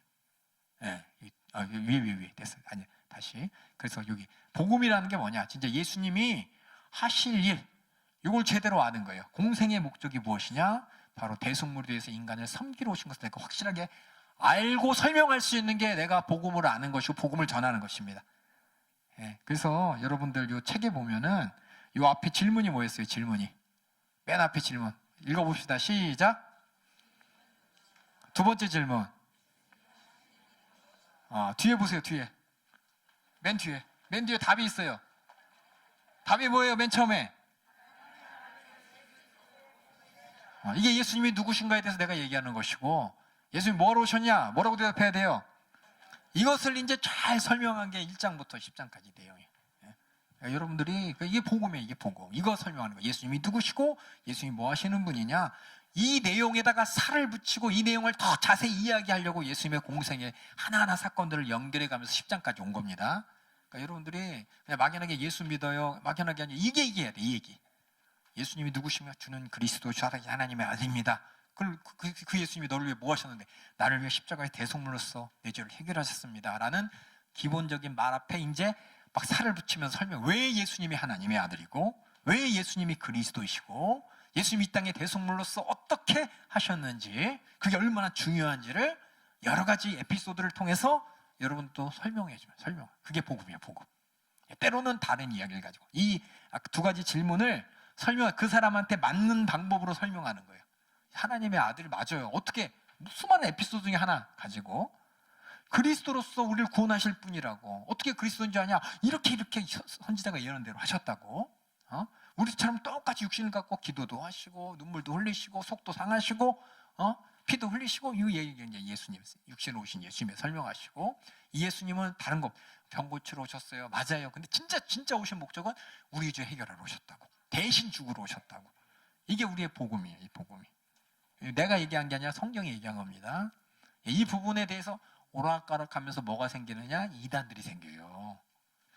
이것을 부정하는 이단이 생기고, 이것을 부정하는 이단이 생기고, 이것을 부인하는 사람들이 생기고, 이것 대속물이라는 걸 부인하는 초대교회다. 지금도 그래요. 지금도 신천지에서 이 중에서 뭘 인정 안 하는지, 여호와 증인이 뭘 인정 안 하는지, 하나님의 안상호인가 거기서 뭘 인정 안 하는지, 여러분이 이걸 잘 알고 그들 말 들으면은 이상한 걸 발견할 수 있어요. 그럼 안 속아.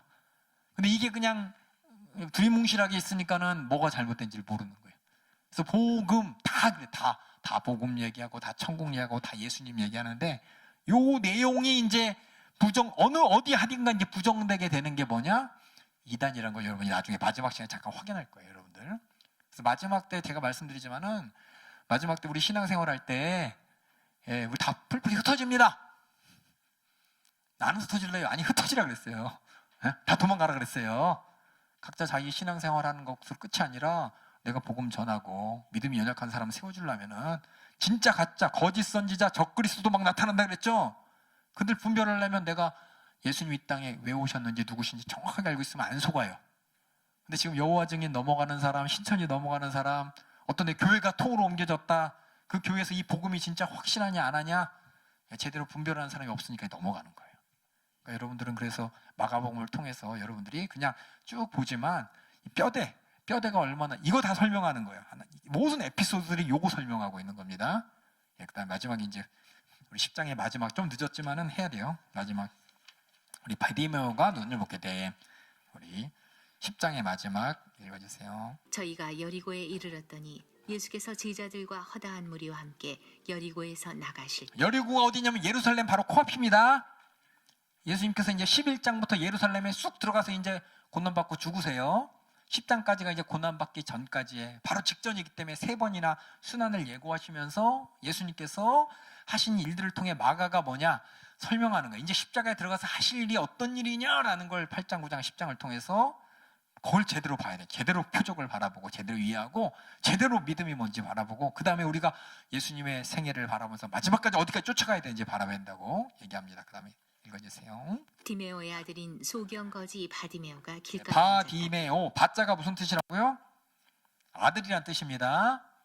바요나 시모나, 시몬의 아버지가 누굴까요? 요나의 요나, 바요나 그랬죠?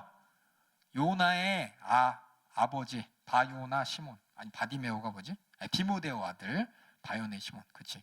네, 시몬의 아들, 시몬의 아버지 네, 베드로, 아니 베드로가 맞죠? 바요나 시몬, 요나의 아들이죠? 맞죠? 바디메오, 디메오의 아들. 바자가 아들이란 뜻이네요. 죄송해요. 그렇죠? 디메오의 아들. 또 바자로 시작된 사람 누구 있을까요? 네, 바돌로메 있고, 또 뭐 있을까요? 저는 뭐예요 그럼? 바석전이라고 해야죠. 그렇죠? 네, 바석전. 그러니까 이 바자는 아들이란 뜻입니다. 네, 여러분 알고 있으라고. 성경에 보면 이제 바자가 많이 나오는데 그렇게 알아두시라고 했어요. 네, 읽어주세요. 나가 나사렛 예수시란 말을 듣고 소리질러 가로되 다윗의 자손 예수여 나를 불쌍히 여기소서 하거늘 많은 사람이 꾸짖어 잠잠하라 하되 그가 더욱 심히 소리질러 가로되 다윗의 자손이여 나를 불쌍히 여기소서 하는지라. 예수께서 머물러 서서 저를 부르라 하시니 저희가 그 소경을 부르며 이르되 안심하고 일어나라 너를 부르신다 하매 소경이 겉옷을 내어버리고 뛰어 일어나 예수께 나오거늘 예수께서 일러 가라사대 내게 무엇을 하여 주기를 원하느냐. 소경이 가로되 선생님이여 보기를 원하나이다. 예수께서 이르시되 가라 내 믿음이 너를 구원하였느니라 하시니 저가 곧 보게 되어 예수를 길에서 쫓으니라. 맹인 바디메오 사건을 보면서 여러분의 계속 어떤 만남에 대해서 총정리를 하고 있습니다. 예수님이 수많은 사람을 만났죠. 개인적으로 만난 사람과 얘기 가운데 뭐냐, 어떤 사람은 문제를 해결받았고 어떤 사람은 믿음이 왜 이렇게 없냐 탄식도 했습니다.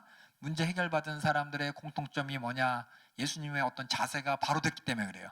해결받을 만한 그런 관계가 만들어졌기 때문입니다. 그래서 10장의 맨 마지막 11장 예루살렘에 들어가기 전에 마가가 맹인 바디메오 사건을 통해서 앞에 1장부터 10장까지 예수님과 관계한 모든 사람들의 관계를 정리했어. 어떤 정리냐? 구원받는 자들의 관계를 정리했습니다. 여러분 이제 보면 이제 제가 밑줄 걷죠. 다윗의 자손 예수여 라고 이제 나를 불쌍히 여기소서. 제가 계속 강조했죠. 주님과의 관계 가운데 우리는 어떤 존재? 불쌍한 사람입니다. 우리가 그렇게 나가야지 우리가 구원받는 믿음의 자세가 되는 거예요. 그리고 먼저는 누군지 정확하게 지칭했죠. 그래서 우리는 주는 그리스도시요 살아계신 하나님의 아들입니다라고 정확하게 지칭할 수 있어야 되는 것처럼 이 당시에 바디메오가 지칭할 수 있는 건 다윗의 자손, 다시 말해서 다윗의 후손으로 오실 그리스도가 맞습니다라는, 베드로가 주는 그리스도시요라고 고백했던 것처럼 다윗의 자손이요, 이 말은 다윗에게 하나님이 약속하셔서 다윗의 후손이 우리를 구원하러 오신다고 했던 그 그리스도가 당신입니다라고 고백하는 것처럼 예수님이 그리스도임을 고백하는 것이고, 나의 그리스도라는 것, 하나님이 나를 구원하기로 약속됐던 그분이라는 것을 인정하는 것이고, 그래서 우리가 주여 할 때 그냥 막연한 주님 아닙니다. 우리 예수님은 그리스도십니다. 고백하는 거예요. 그리고 나를 불쌍히 여기소서, 그렇죠? 보면은 나를 불쌍히 여기소서 해가지고 구원받은 사람이 계속 나오잖아요, 그렇죠? 여기 보면은 귀신 들린 아이 아버지가 우리를 불쌍히 여기소서, 그런데 할 수만 있거든. 그래서 땡했는데, 그렇죠? 나를 불쌍히 이 나왔고, 또 거로사의 광야를 예수님 불쌍히 여기시고, 또 광야에 있던 4,000명을 또 불쌍히 여기시고 5,000명을 불쌍히 여기시고, 그렇죠? 나를 불쌍히 여겨주세요 하는 사람들 예수님이 이렇게 관심을 가져주셨습니다. 그랬더니 많은 사람들이 조용해 그랬더니 한 번 더 얘기했죠. 그랬더니 예수님이 소경을 데려와라. 그랬더니 소경이 가는데 그냥 간 게 아니라 뭐예요? 예수님의 권세를 인정했습니다. 소경이 뭐야? 나 병 고침 받을 거 확실합니다. 그래서 겉옷을 벌어버렸죠. 이 겉옷을 어떤 겉옷이었습니까? 알고 있죠, 여러분들? 소경이라는 표시를 하는 겉옷으로서, 담임 목사님 말씀 들었지만은 소경은 누가 도와줘야 돼. 아까 얘기했지만 여자들이 남자들의 경제력을 가지고 책임져야 되듯이 소경은 마을 사람, 모든 사람들이 책임져 줘야 돼요. 그래서 눈이 안 보이기 때문에 소경이 문 앞에 딱 나가면 소경 옷을 입은 사람 누구든지 처음에 붙잡고서 어디 갑니까? 데려다 줘야 돼요. 아무리 바빠도 맨 처음 본 사람이 데려다 줘야 돼. 데려다가 그 사람을 갖다 놓고, 그럼 그 사람은 주로 이제 자기가 구걸하는데, 하나님께서 그 사람에게 많은 사람이 도와주러 있기 때문에 구걸하는 자리에 있으면은 구걸 받고, 나중에 딱 일었으면 누가 와서 또 어디 갑니까? 그럼 데려다 줘야 돼요. 소경 옷이 뭐냐? 나 소경이니까 하나님의 율법대로 나를 누군가 데리고 어디까지 데려다 줘야 됩니다라는 표시예요. 근데 예수님이 오는 그 소경이 겉옷을 내버렸다, 이 말은 나 더 이상 소경 아니다라는 예수님을 확실히 인정한 사람이, 인정한 표현. 우리 혈류병 걸린 여자가 어떻게 했어요? 예수님을 확실히 인정했기 때문에 이게 됐죠. 손만 대면 나으리라. 중풍병자 친구들은 어떻게 했어요? 예수님만 하면 병 고칠 수 있다고 지붕 뜯어버렸죠. 이런 확실한 예수님을 인정하는 표현을 했고, 그때 예수님께서 물어보시죠. 내가 무엇하여 주기를 원하느냐? 근데 소경이 내가 보기를 원합니다. 이 말은 뭐냐면 예수님과 원하는 게 코드가 맞았어. 예수님은 네가 뭘 원하느냐? 내 보기를 원합니다. 이 말은 뭐냐? 당신 해줄 수 있습니다라는 이 표현을 했고, 이게 뭐냐면 이제 믿음의 관계예요. 나를 불쌍히 여겨주소서 하고 당신 하실 수 있습니다. 주권을 인정하면서 주님이 해주고 싶은 것과 내가 원하는 게 딱 맞았을 때 이게 비로소 구원이라는 결과가 일어납니다. 그럼 예수님께서 뭐죠? 달아, 네 믿음이 너를 구원하였느니라. 5장에 나왔죠? 믿음이 너를 구원하였느니라.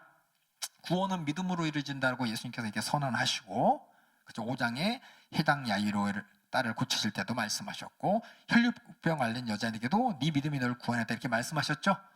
그랬더니 이거 어떻게 됐어요? 맹인 베드로가 보게 됐고 예수님을 쫓아내게 됐죠. 우리 8장, 9장, 10장에 예수님의 탄식 세 가지가, 첫 번째는 왜 이렇게 못 봐? 그렇죠? 두 번째, 왜 이렇게 믿음이 없어?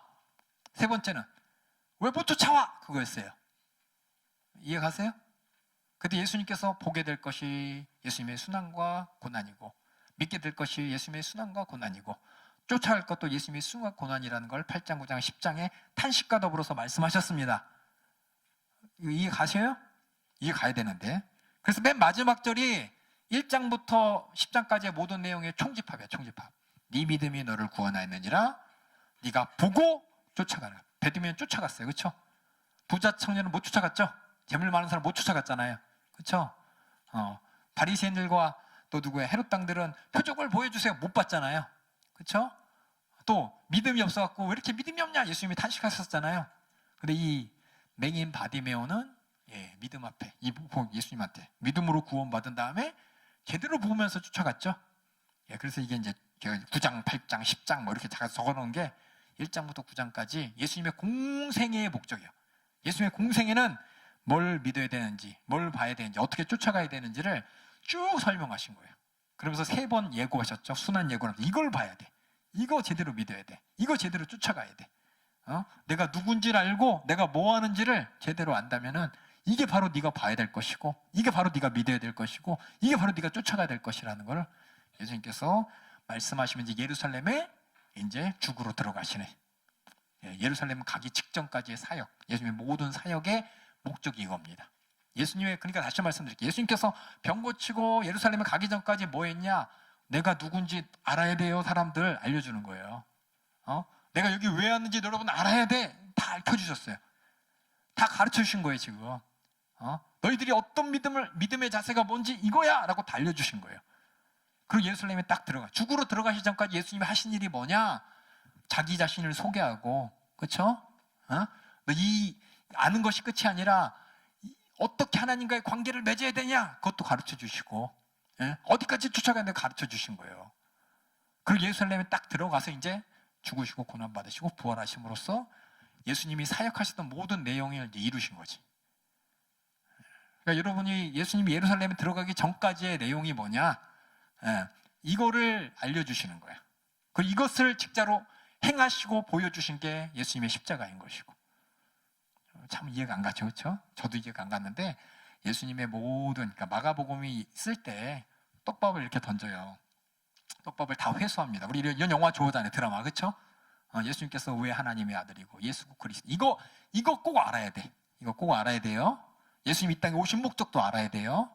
이것을 알고 하나님과의 믿음의 관계를 이렇게 맺어야 되는지, 진짜 내가 예수님이 주신 구원을 얻는 것이지, 이것도 아무것도 모른 채, 복음 이거 모르고 그냥 나 예수 믿고 구원받았어, 신천지가 이렇게 하면은 여호와증이 이렇게 하면 거짓 선지자들, 적그리스도가 나와서 막 그러면 우와 하면서 속는단 말이에요.